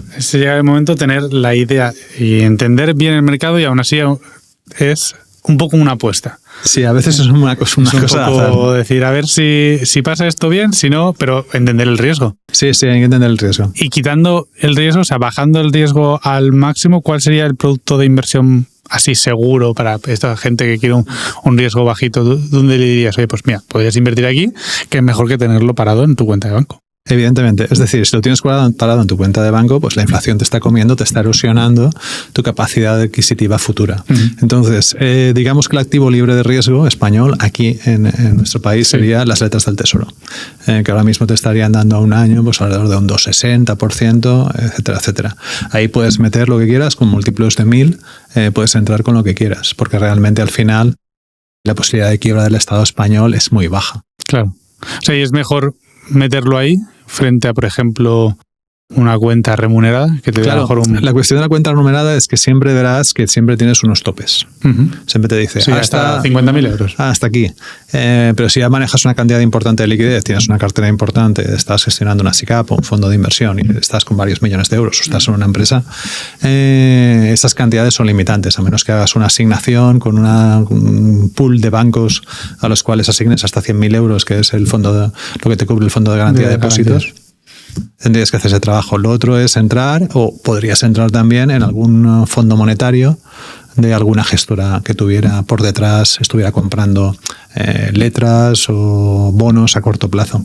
Esa podría ser opción. Pero el activo libre de riesgo, por definición, en España, letras del Tesoro, que te dan un 2,6 ahora mismo. Que obviamente que la gente se mete a la cabeza, es mejor que tenerlo en la cuenta del banco o en efectivo en algún sobrecito en casa. Sí, absolutamente más. Yo siempre utilizo la idea, cuando estaba en banco, utilizaba la idea de que, a ver, tú en el orden de prelación de pagos del Estado, si el Estado español quiebra, tú estás por delante de todo el funcionariado. Es decir, antes que pagarle a los funcionarios su nómina, te pagarían a ti tus letras del Tesoro, porque ese fue un acuerdo dentro del Tesoro español. O sea que al final, para que entienda la gente, si hay poco riesgo, que si aunque se vaya todo al garete, tú estás por delante de todos los funcionarios del Estado. Correcto. Muy bien. ¿Y cómo crees que evoluciona esta tolerancia al riesgo? Es decir, ok, vale, yo me da miedo, lo tengo siempre en cuenta de banco, no lo quiero sacar, bueno, están las letras del Tesoro, puedo avanzar, pero ¿cómo avanza esa persona para decir, oye, pues yo quiero crecer un poco más el patrimonio, ¿cómo avanza ese riesgo? ¿Cómo hace esa persona para...? A ver, mira, para a lo mejor cambiar un poco el perfil, vaya. En el caso español, en el caso del ciudadano español, el ciudadano español siempre ha vivido de dos cosas. Ha vivido, o el inversor español, teóricamente, ha vivido de depósitos y de comprarse una vivienda. Ha sido el gran motor de ahorro de la clase media española, de nuestros padres, de nuestros abuelos, etcétera, etcétera. ¿Qué pasa? Que hay un momento en el que hay tantos productos en el mercado y situaciones tan diversas que momentos en los que los depósitos te dan cero, que la gente tiene que salir de la figura de depositante y convertirse en inversor. Ahí el primer paso sería ir a las letras del Tesoro, y eso creo que lo han entendido bien los ciudadanos españoles, porque si recuerdas hace unos años, cuando las letras empezaron a subir, porque los tipos de interés subían, se hacían colas delante del Banco de España, no sé si recuerdas. Y que era esa gente tú la mirabas y lo que tiene es un perfil ultraconservador que necesita que le dé un poquito sus ahorros. Igual está bien, porque hay gente claro. que en el mercado hay de todo. Hay gente que es muy conservadora y hay gente que es hiperarriesgada, ¿no? Y no es lo mismo ser una persona que ya tiene más de 50, 60, 70 años que ser una persona que está al principio de su carrera profesional, que está en sus 20 o en sus 30 años, ¿no? Ahí puedes permitirte... aversión al riesgo. Exactamente. Puedes permitirte una mayor entrada en activos de riesgo que una persona mayor que está con 60 años y que le quedan 5 o 10 años para retirarse, ¿no? No puede jugarse su patrimonio cuando ya se acerca el momento de su jubilación, ¿no? Entonces, el cual ha estado ahorrado. El riesgo va indirectamente proporcional con la edad. O sea, Sí, digamos que tú sabes que hay una herramienta muy poderosa en tu cartera, y es la idea de que los tipos de interés se van a componer, ¿no? El tipo de interés compuesto te va a ayudar a largo plazo. Pero tienes que asumir que puede haber años buenos, que serán la mayoría, porque históricamente los mercados bursátiles te dan generalmente retornos positivos, pero hay años que van a ser muy malos. Entonces eso lo has de asumir, sabiendo que en el largo plazo la inversión en renta variable quizás sea la mejor, ¿no? Más que la renta fija, más que en letras del Tesoro, más que en bonos. Entonces tú sabes que en un horizonte de 20, 30 años puedes conseguir unas rentabilidades muy buenas si estás metido dentro de fondos de inversión o de acciones. Uh-huh. Y tú ya ves un perfil de una persona de 60 años, ya tienes la casa pagada, ya tienes todo. ¿No crees que ahí, aunque ya tengas como algo asegurado, hasta la pensión puede ser, incluso si te has jubilado ya a los 65, decir, oye, pues voy a arriesgar? Sí, no, ahí la casuística es enorme, y además hay gente que le gusta seguir los mercados, hay gente que le gusta acostarse mirando cómo va Estados Unidos y le gusta levantarse viendo cómo han quedado los mercados asiáticos. De todo hay. Por eso te digo que es muy importante entender a la persona que tienes delante. Es decir, esto no es como cuando te dicen, mira, me duele la rodilla. Oye, pues a mí me han dado este producto para la rodilla que es fenomenal. Toma, te lo escribo, te vas a la farmacia y te lo compras, ¿no? Porque vas a la farmacéutica te dice, mira, tú es que eres hipertenso, si te tomas esto vas a tener un problema muy serio. ¿De acuerdo? Lo que te decía antes en la conversación. Es decir, es muy importante perfilar bien y entender tú quién eres. Eso te lo dan los años. Claro. Te dan comprender de ti mismo lo que puedes asumir, lo que puedes dejar de asumir. Si caen las bolsas un 20%, no tengo problema. En mi cabeza lo que está sonando es una oportunidad de compra. No voy a panicar, no voy a entrar en pánico, pero eso te lo dan los años. Es el tiempo. ¿Y crees que juega un papel fundamental también en este tipo de perfiles de riesgo la educación financiera? Absolutamente, sí. Porque la persona que tiene más educación financiera dentro de la literatura científica lo que te dice es que va a pagar menos comisiones, va a diversificar mejor sus ahorros y va a tener un mejor bienestar financiero, entendiendo mejor bienestar financiero como una mejor posición financiera en el futuro. Todo lo contrario al que no tiene una educación financiera alta. Claro. Que va a pagar más comisiones, va a diversificar peor. Al final no entiende, ¿no? O sea, está entrando en banco, está abriendo una cuenta de banco y ni siquiera entiende, o sea, no se lee No, porque al final, sobre todo con el tema de los préstamos personales. Los préstamos personales, tú te pides a lo mejor un préstamo personal de 50.000 euros pagando el 8%, 9%, que dices, bueno, no es tanto, ¿no? Un 8% y tal, para 10 años igual estás pagando 28.000 euros en intereses o cerca de 30.000 euros en intereses. Es una cantidad desmedida. Entonces, eso, si lo comprendes, lo que tienes que entender es que cuanto más pronto canceles tu deuda, menos intereses vas a pagar. Y ese concepto tan básico, una persona que no se haya acercado a estudiar algo de matemáticas financieras o haya por su cuenta, porque al final no hay una educación financiera arreglada en los institutos. Si no tienes claro ese concepto, vas a pagar más intereses. Y siempre tienes que entender que hay una asimetría de información entre la persona que te está ofreciendo el producto financiero y tú. Claro, porque es que la gente coge tanto crédito. O sea, porque tienes alguna teoría de que la gente diga, oye, pues mira, financio esto, pues financio un móvil, pues financio el coche, pues financio tal, y al final te comes un montón de deuda. ¿Tú crees que es realmente por casuística o...? A ver, Raghuram Rajan, que es un economista indio, que fue gobernador del Banco Central de India, y que tiene libros muy chulos como The Faulty Lines, dice que, por ejemplo, cuando él estudió mucho el caso de la burbuja inmobiliaria norteamericana, que es lo que se ve en la película de La Gran Apuesta. De La Gran Apuesta, sí. Entonces, él decía que el crédito se da, es como una droga, ¿no? En el sentido de, mira, yo necesito mantener este estilo de vida, no lo estoy consiguiendo por las circunstancias en las que me encuentro, entonces ese crédito fácil a mí me permite mantener el estilo de vida que quiero. Y eso es un problema. Okay. Me gusta la afirmación. Un problema grave, eso es lo que decía Rayam. Y es un problema grave, porque al final incluso hay momentos en los que hay un movimiento, si quieres, institucional, político, para mantener digamos, a la ciudadanía, y esto lo dice Rayam, ¿no? Calmada, ¿no? Para evitar los desórdenes públicos y las manifestaciones, etcétera, etcétera. El crédito fácil es una herramienta sencilla para mantener a la población tranquila. Eso es lo que él venía a decir. Pero bueno, al final, el problema de base es ese. Es decir, yo necesito un dinero que no tengo, por el cual voy a pagar unos intereses, una tasa de interés muy alta, un crédito muy alto. Generalmente, fíjate el problema que tienen los estudiantes norteamericanos con las tarjetas de crédito que se financian, etcétera, etcétera, o los ciudadanos norteamericanos. Eso mantiene el consumo fuerte, la economía se mantiene fuerte, pero al final estás teniendo un crecimiento que no es sano. Claro, porque la gente se está hiperendeudando. Claro, te absorben las deudas al final. Claro, porque en algún momento tienes que devolver las deudas. Puedes refinanciar, puedes constantemente refinanciar, pero al final, si no acabas con la deuda, los intereses te acabarán comiendo. Luego, si la cosa no funciona, se cierra la empresa y ya está. Esto es lo que hablábamos antes, esto es riesgo puro. Esto es, oye, pues hay que confiar y a lo mejor te sale una de cada 10, pero... Exacto. Pero así vas invirtiendo y es otro tipo de inversión también. Claro. Y luego fíjate cómo conecta eso con los inversores, porque al final los mercados de capitales, es verdad que hay mucho dinero institucional, ¿de acuerdo? Pero ese dinero es de los ahorradores pequeños. Los ahorradores pequeños quieren participar del crecimiento de las empresas de su país. Y ese es la gran dinamo, el gran motor del crecimiento de Estados Unidos en los últimos 40 años, últimos 50. Por movimiento de economía, sí. Y no hay nada... ¿O crees que ahora empieza a desarrollarse un poco en Europa? Sí. En Europa y en España sobre todo también, ¿no?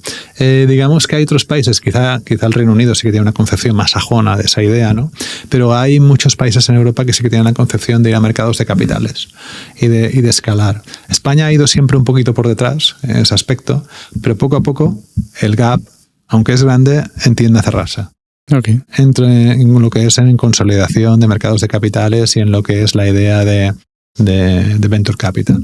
Abriéndose un poco... Claro, y además de manera, si quieres, empresarial, institucional. Por ejemplo, me contaba Emilio, que es la primera persona que vino al podcast, que cuando su padre empezaba a invertir, e incluso él, al principio era, pues invierte solo en el IBEX 35, mejores empresas, de ahí no te muevas, evidentemente. Que no sabes lo que puede pasar por otro lado. Claro, yo cuando empecé en el año 96, empecé en la bolsa de mercados españoles, es que era impensable que hubiera un BME Growth. Claro, no te salgas de Telefónica. No te salgas de Telefónica. La gente invertía en Telefónica, la gente invertía en el banco, tal. Y ya está. Sí, y ese era el inversor sofisticado. El que entendía. Claro, el que tenía, además de depósitos, tenía acciones. Aquello era impensable. Claro, Estados Unidos ya estaba en aquel momento, la gente ya entendía lo que era el concepto de fondos de inversión, etcétera, etcétera. Y si tú miras, la gente ahorra en Estados Unidos con fondos de inversión y con planes de pensiones que van a ese tipo de cosas. Okay. ¿Sabes? Por ejemplo, el plan de pensiones de los profesores de Ontario, ¿sabes? O el plan de pensiones de la policía de Nueva York. Esos planes están invertidos en mercados de capitales. O sea, que van... ¿sabes? 30 años por delante nuestra. Claro. Leí hace poco que había un plan de pensiones, creo, canadiense, también creo que era de profesores, enorme, porque al final esos son carteras muy grandes, que había invertido comprándose tierras de cultivo aquí en Valencia, de cítricos, y haciendo un renting a productores citrícolas aquí. ¡Ostras! Por diversificar. O sea, pero piensa un poco en el nivel avanzado de esos gestores. O sea, es un nivel de complejidad. Y además lo que siendo nosotros españoles y siendo valencianos y estando aquí, también te llama un poco la atención que no seas tú el que diga, joder, Sí, claro. pues podríamos hacerlo nosotros. ¿Por qué no la policía ha hecho aquí un fondo para...? Claro, pero tú plantéate, imagínate la policía local de Valencia que crea un fondo de ahorro para sus plan de pensiones y que está invertido en mercado de capitales. Todavía nos queda. No, completamente. Me ha sorprendido muchísimo, pero me sorprende sobre todo eso, que no sea, ya no es que sea algo español, es que una persona, o bueno, un grupo de personas en el otro lado del charco, no, vamos a comprar aquí en España, que esto es rentable y con esto nos va a generar lo suficiente para... Y nos va a generar un retorno y tal. Además es un negocio muy seguro porque hay empresas citrícolas que están vendiendo los cítricos, no son empresas pequeñas ni mucho menos, que están vendiendo cítricos en toda Europa y ellos, pues miran, venden los terrenos, pues los quedan aquellos, les pagan el renting y a la marcha. Muy curioso. Sí. No, desde luego van 1000 años por delante nuestra. Además, fíjate, no sé si has visto una serie que se llama Billions. No la he visto. ¿Te suena? Sí me suena, pero no la he visto. Vale, en Billions hay un gestor que habla con el jefe de la policía, creo que recuerda que en Nueva York, y le dice, gracias a ti yo he llegado a la posición en la que estoy, porque tú confiaste en mí. Mira tú. ¿Sabes? Para que te des cuenta de cosas tan sencillas, ¿no?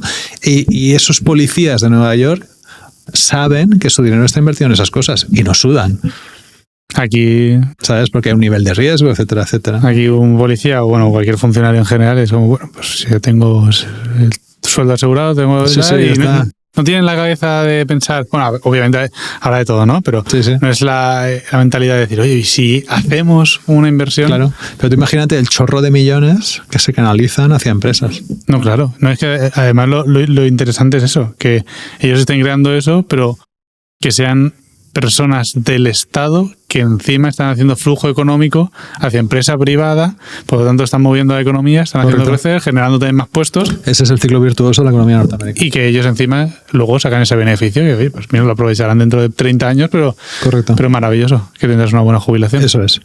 Qué bueno. No, increíble. ¿Por qué? Porque al final hay países en los que tú construyes tu pensión. Hay una pensión pública, pero luego puede haber una financiación, una parte mixta, ¿no? Sí, una parte que te haces tú, pero una parte privada, y luego hay países en los que una parte es totalmente privada, o mayoritariamente privada. ¿Tú dirías que mejor alguna que otra o...? No. Todo tiene sus pros y sus cons. O sea, al final todo lo público, pues por ejemplo en España, pues un poco...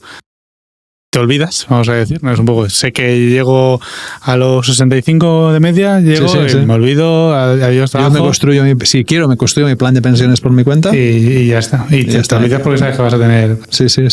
Pero eso al final te da estabilidad dentro de la sociedad. Pero también, por ejemplo, si fuera todo privado, también te da no capacidad, pero sí interés propio en intentar ver cómo lo maximizas. Claro, pero ahí el problema está en que digamos que la labor del Estado, bueno, nuestra concepción, si quieres española, y sobre todo española, ¿no? Tanto un poco europea, es ¿cuál es la labor del Estado? La de mantener un equilibrio, siempre un equilibrio, es decir, que no haya una polaridad de rentas muy alta entre los extremos. Okay. Entonces, si tú vas a un sistema de pensiones privado puro, el que más gana, más va a tener en el futuro. ¿De acuerdo? Y el que menos gana, el que menos esté cotizando, es decir, el jardinero que esté cortándote el seto en la urbanización, ese es el que menos va a ganar respecto al propietario de la urbanización. Claro. Va a haber un desequilibrio muy... Entonces, ¿cuál es el interés del Estado español? ¿Y por qué nosotros tenemos un sistema de pensiones público, ¿no? ¿Y por qué se creó con esa idea? Para mantener una estabilidad dentro de la sociedad, para que no haya una polaridad de rentas. Es decir, el Estado lo que intenta es, con los impuestos, con temas como las pensiones, etcétera, etcétera, es mantener un equilibrio de rentas dentro de la sociedad. Creo que todos vayamos más o menos iguales. ¿Vale? Y eso mantiene la estabilidad dentro del país. Porque al final lo que te dice también la literatura es que un país que es estable económicamente y que no hay una polaridad de rentas muy alta, tiene una calidad democrática mayor y se comporta de una manera más si quieres, pacífica y tranquila. Pero es un poco teórico porque luego realmente el propietario seguirá teniendo un patrimonio alto y el jardinero no habrá podido ahorrar.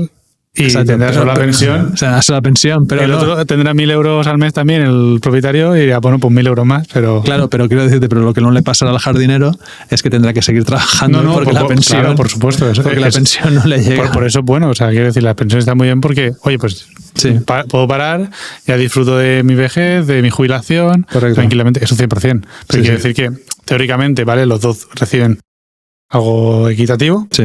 pero el propietario seguirá teniendo su No, absolutamente. patrimonio enorme. Exactamente. Y que se lo ha trabajado, se lo ha, o Sí, ha no, ganado absolutamente. Y bien hecho. Y se lo ha trabajado, lo ha invertido, se ha arriesgado y lo ha conseguido. Y ha generado puestos de trabajo. Maravilloso. Claro, sí. Pero ya te digo, la labor del Estado es esa. Intentar mantener un equilibrio dentro de la sociedad. Lo bueno de Libra, de cuando Facebook intentó lanzar la idea de Libra, allá por el 2020 o así, fue ¿Qué era Libra? Libra era su token digital, su moneda digital, que iba a poder funcionar entre usuarios del Facebook. Okay. Se hablaba de, claro, iba a tener 2.600 millones de usuarios. Pero si nosotros, para un cliente como el mío, en El Salvador, tengo que hacer lo que se llama como el Know Your Customers, ¿no? Sí. El conocer a tu cliente, justificar de dónde viene el dinero, ¿cómo vas a justificar los tokens digitales de 2.600 millones? No había infraestructura. Entonces los bancos centrales Dijeron no. Para, tío, que esto no va a ser así. No va a ser así. Y ellos ya se dieron cuenta de que las cosas no eran tan fáciles. Claro, o sea, no puedes hacer lo que te dé la gana con la economía. Pero aquello sirvió para que los bancos centrales se pusieran las pilas y dijeron, oye, hay que desarrollar esto y tal. Y en Europa se habla de que el límite inicialmente podría ser de unos 2.000, 2.500 euros digitales, lo que podría tener cada uno. Como mucho en el euro digital. Sí, se habla de eso. Se habla ahora mismo de que podría ser eso. También esto, o sea, que hay que montar toda la infraestructura. Tienes que ver cómo... O sea, claro, es que tampoco sabemos, no sabemos dónde van a estar alojados, no sabemos si es Banco Central o Banco X español. Efectivamente, sabemos que el Banco Central Europeo quiere iniciar pruebas, sabemos que el Banco Central Europeo está buscando empresas que le faciliten la tarea de que le custodian la blockchain, eso lo sabemos, pero todavía no sabemos cuál es el destino. Y sabemos que están en pruebas, porque quieren probarlo y quieren tener esa posibilidad encima de la mesa y saber cómo puede funcionar. Ok. No, ahí, o sea, yo no tengo una postura clara. Es verdad que en internet está súper demonizado, o lo he visto yo muy demonizado. Sí, está muy demonizado. Pues lo que tú decías, el control, me van a quitar el dinero, no voy a ser capaz de comprarme lo que yo quiera. Claro, esto en plan de si me compro más de 1,5 kilos de carne a la semana, igual se me paga la tarjeta de crédito. La verdad es que no. O sea, no si sé. compro tabaco más de tanto, no lo veo.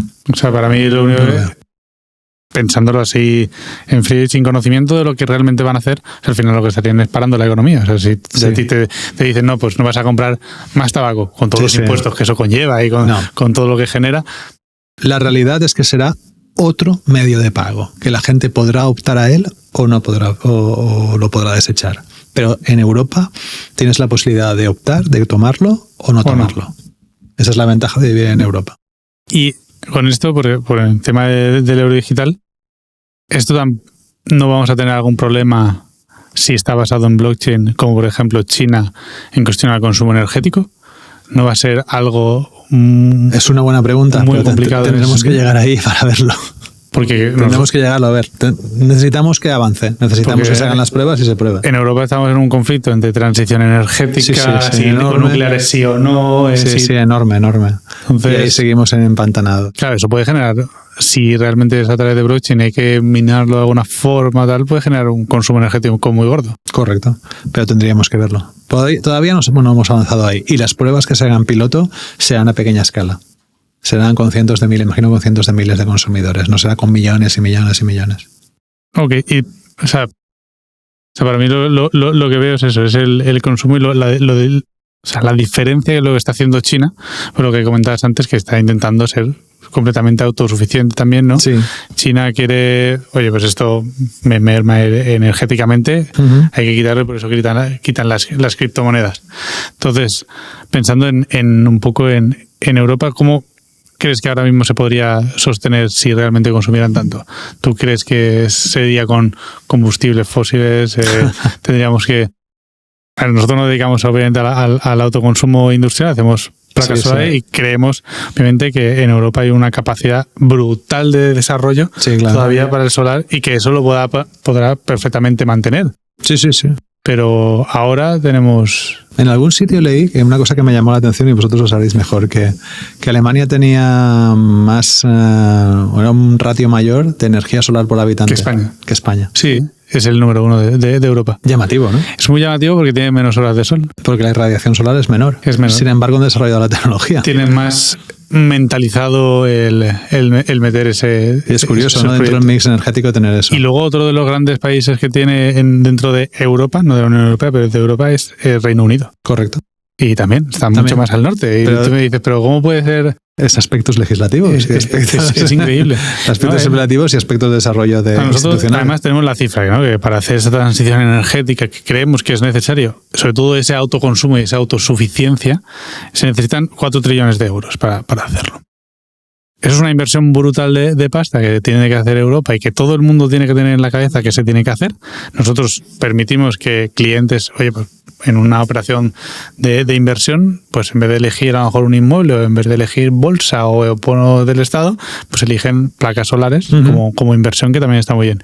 Y que creemos que, a ver, es verdad que está un poco en la sociedad es que no quiero llenar el campo de placas, y cosa que lo comprendo. Sí.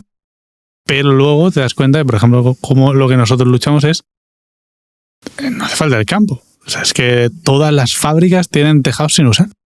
Y nosotros lo hacemos ahí. Y dices, solo con eso ya estás permitiendo que todo el mundo empiece a generar o ser autosuficiente, y por lo tanto los mayores consumidores, que son fábricas con maquinaria grande y tal, sean autosuficientes. Creo que va también un poco por ahí, y que poco a poco España va cogiendo un poco creo que fue José Elías quien dijo un día que si llenábamos Cuenca o Albacete de placas, podíamos dar energía hasta otros países europeos. Seríamos completamente autosuficientes. Es posible. Más horas de sol que en España. ¿No? Es posible, sí, totalmente de acuerdo. Hay un par de libros, mira, hay un libro que a mí me llamó mucho la atención, que leí hace tiempo, hace ya más de 15 años, diría casi 20 años, que era de Thomas Friedman. Thomas Friedman es un autor norteamericano que ha ganado 3 veces el premio Pulitzer y escribe unos libros muy buenos sobre geopolítica, y uno de los libros que a mí me llamó mucho la atención se llamaba La Tierra es caliente, plana y abarrotada. Okay. Y ahí hablaba, hace 15, 20 años, hablaba de la revolución industrial verde, etcétera, etcétera. Y él, claro, intentaba que fuera Estados Unidos el que liderara la revolución verde, ¿no? Muchos años después, mira, he leído este libro, que es de Tom Steyer, ¿vale? Que tiene un fondo de inversión muy potente que se llama Galvanize en Estados Unidos, y el título del libro es Cheaper, Faster and Better. ¿De acuerdo? Más barato, más rápido y mejor, ¿no? Y de esto va el libro y de cómo va la transición energética, ¿no? De la necesidad de que los nuevos productos tecnológicos que se desarrollan, incluso coches eléctricos o placas solares fotovoltaicas, se integren bien en la vida ciudadana, que sean más baratos, más rápidos y que funcionen mejor que las actuales tecnologías que tú tienes, ¿no? Y eso yo creo que es la clave en todos los aspectos. El que se emplee dinero, es decir, si China ha invertido 125.000, 150.000 millones, 200.000 millones de dólares en desarrollar su industria del coche eléctrico, ahora está viendo las ventajas, ¿no? Y en desarrollar otra millonada sus placas solares fotovoltaicas, porque China al final lo que quiere es liderar el mundo en cuanto a electrificación y en cuanto a energías sostenibles, porque China no tiene petróleo, China tiene carbón, que es altamente contaminante, y yo creo que China va a construir y está construyendo más plantas de energía nuclear para ser autosuficiente energéticamente. Okay. También está construyendo muchas baterías. Muchísimas baterías. China es líder en el tema de baterías, China es líder en el tema mundial, en el tema de placas solares fotovoltaicas. China tiene posiciones en minas de África y de Sudamérica importantes para tener los materiales suficientes para construir las baterías, para construir esas placas solares fotovoltaicas. Este es un trabajo a largo plazo, a muy largo plazo, en el que ya van haciendo, con una visión clara, ¿no? Que tienen que ser independientes energéticamente, que tienen que electrificar el país y que tienen que reducir su consumo de combustibles fósiles, especialmente de petróleo. Pero ¿y tú crees que es por la contaminación o por la poca eficiencia que le puede estar dando realmente el carbón frente a...? Por varias cosas. Primero, por la falta de eficiencia, por mantenerse independientes energéticamente, por la seguridad energética, que es un concepto que aquí en Europa Alemania ha aprendido a las malas, ¿vale? Porque Alemania tenía una industria que estaba basada en un gas baratísimo que le suministraban desde Rusia. Sí. Y ese concepto se ha caído. Es lo que teníamos en Europa. Entonces, China lleva desde hace mucho tiempo apretando el acelerador en el tema de las energías renovables, y el tema de la guerra en Ucrania, de la agresión a Ucrania, yo creo que ha servido para que las élites europeas y los empresarios europeos empiecen a cuestionarse que la seguridad energética también debe de ser una de las prioridades dentro de la Unión Europea, ¿no? Decía De Gaulle, el presidente de la República Francesa, que Francia debía de ser independiente energéticamente y alimentariamente para ser una gran nación. Una potencia tiene que ser esas dos cosas. ¿Vale? Y por eso Francia tiene una de las industrias nucleares más potentes de Europa.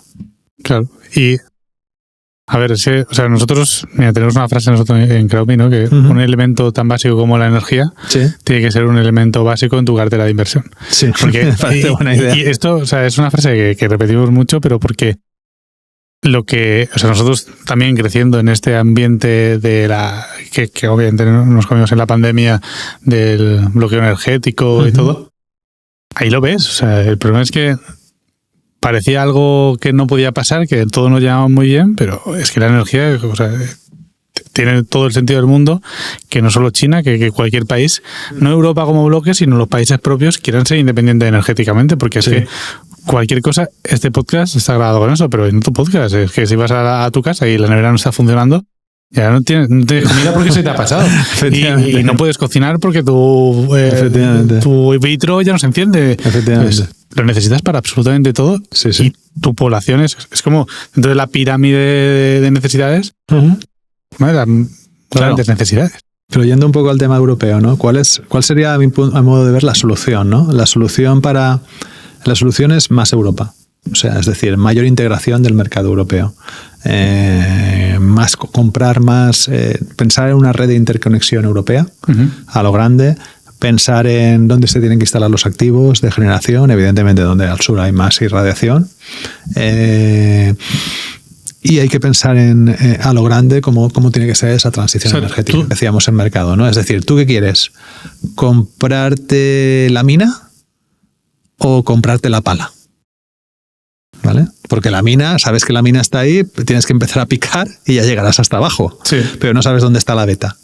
Entonces, vamos a comprar... ¿Tú qué quieres en tu cartera? ¿Minas o palas? Okay. En el sentido de mina, sé que llegaré algún día, pero las palas las puedes utilizar para lo que quieras y ya están trabajando. ¿Vale? Y eso es un planteamiento. Es decir, tú ¿quieres comprarte empresas que están haciendo blockchain o quieres comprarte las empresas que les están suministrando a las que están haciendo blockchain? ¿Lo que está funcionando? O... Lo que está funcionando ya. Es decir, cuando miras el flujo de caja de la empresa, en la parte de flujo de caja operativo, ahí estás ganando dinero. Tu negocio está generando dinero. No solo da pérdidas por una idea. Solo da pérdidas por una idea. Esa es la cuestión.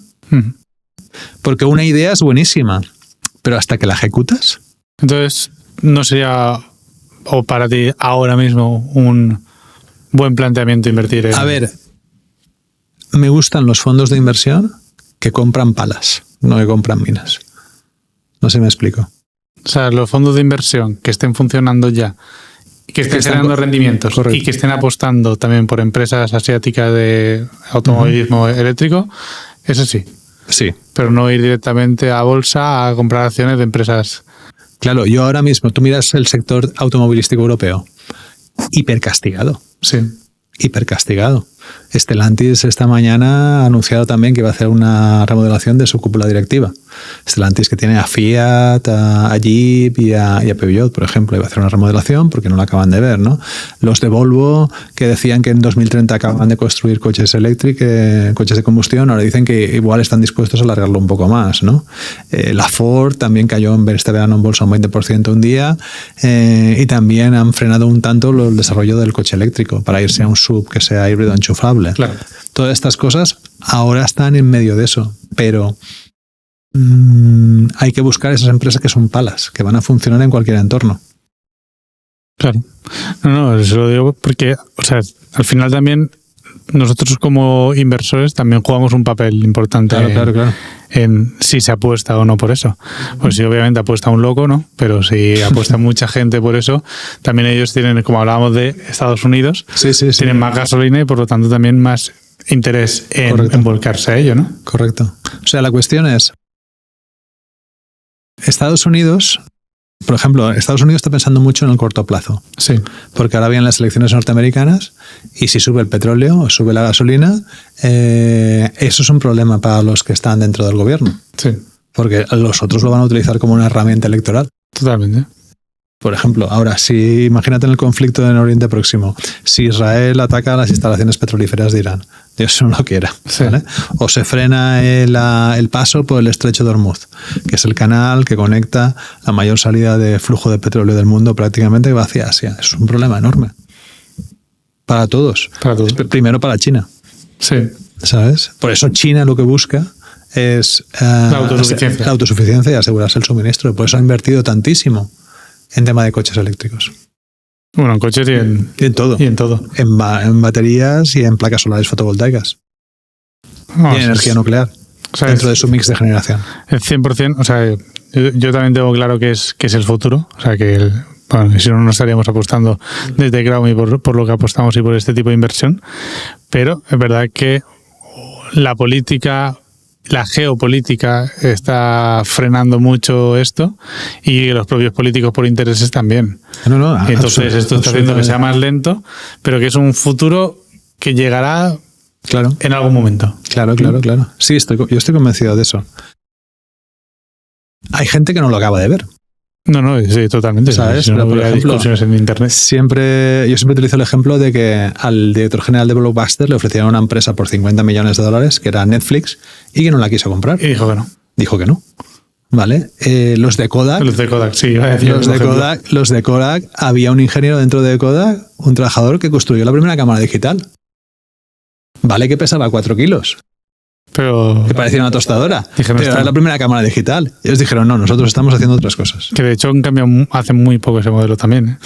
Que seguían empeñados con las cámaras y vendían desechables, y hace poco han empezado a hacer cámaras digitales. Correcto. Con impresoras y de eso.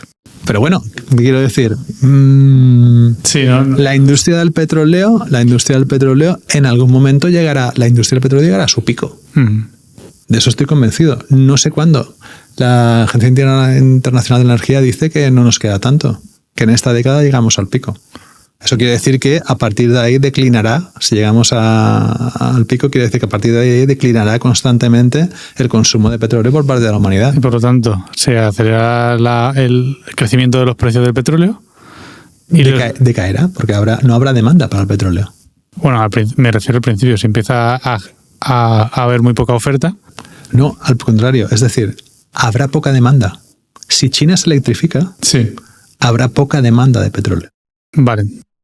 Si China, como Estado en general. Como Estado, vale. como ciudadanía. O sea, 1400. Imagínate que la India consiguiera electrificarse a alta velocidad. China consiguiera electrificarse a alta velocidad. Y nosotros nos electrificáramos. Nadie querría. ¿Para qué vas a comprar algo que te genera problemas políticos? Problemas de suministro. Cuando simplemente ya eres autosuficiente. Claro, porque una de las cosas que ha cambiado la perspectiva en los últimos 2 años es el tema de la seguridad energética. O sea, todos los países trabajan con una idea de seguridad energética y de temas de tecnología que no se nos vaya. El tema de los chips que esté aquí, el tema de la IRA en Estados Unidos, que lo que intenta es promover el tema de los chips allí y el tema de la eficiencia energética. Todo eso está construido por una idea de seguridad energética. Vale. Entonces, o sea, ¿dirías algún marco de tiempo en lo que crees? Que ese es el problema. Mira, ayer por ejemplo, Elon Musk presentó el robotaxi, que tiene un nombre castellano muy, muy feo. ¿Sabes? Que ponía allí, nosotros somos robots, ¿no? We robot. Sí. Vale. Una idea buenísima. Que ya se hace, quiero decir. Puedes coger taxis en Wuhan, puedes coger robotaxis en Wuhan, los puedes coger. Ahí hay un número importante de taxis. En China ya hay ese tipo de servicio. Y no sé si en San Francisco, en algunos sitios, Google también te lo hace. Lo que pasa es que tienes que ir de unas paradas determinadas a otras paradas determinadas, ¿vale? El problema es, presento la idea, voy a hacer esto, tal, aquí ven el futuro, se va a un estudio de cine, lo presenta allí, maravilloso, con miles de lucecitas, con gente. Todo muy bonito. Todo muy bonito para que te hagas una idea de cómo va a funcionar el futuro. Fantástico. El problema es cuál es el mapa de ruta. No hay un mapa de ruta. O sea, él nunca se compromete, dice, no, en tal año llegaremos. Y siempre hay un retraso. Vamos dentro de 2 años. ¿Pero por qué? Porque es difícil. Pero esa tecnología llegará, de eso estoy convencido. Pero no te mojarías a decir, no. 50 años, 100, hombre, 10. Si te digo 100 años, seguro. Ahí seguro que está bueno. Ahí seguro, pero yo no estaré aquí para verlo.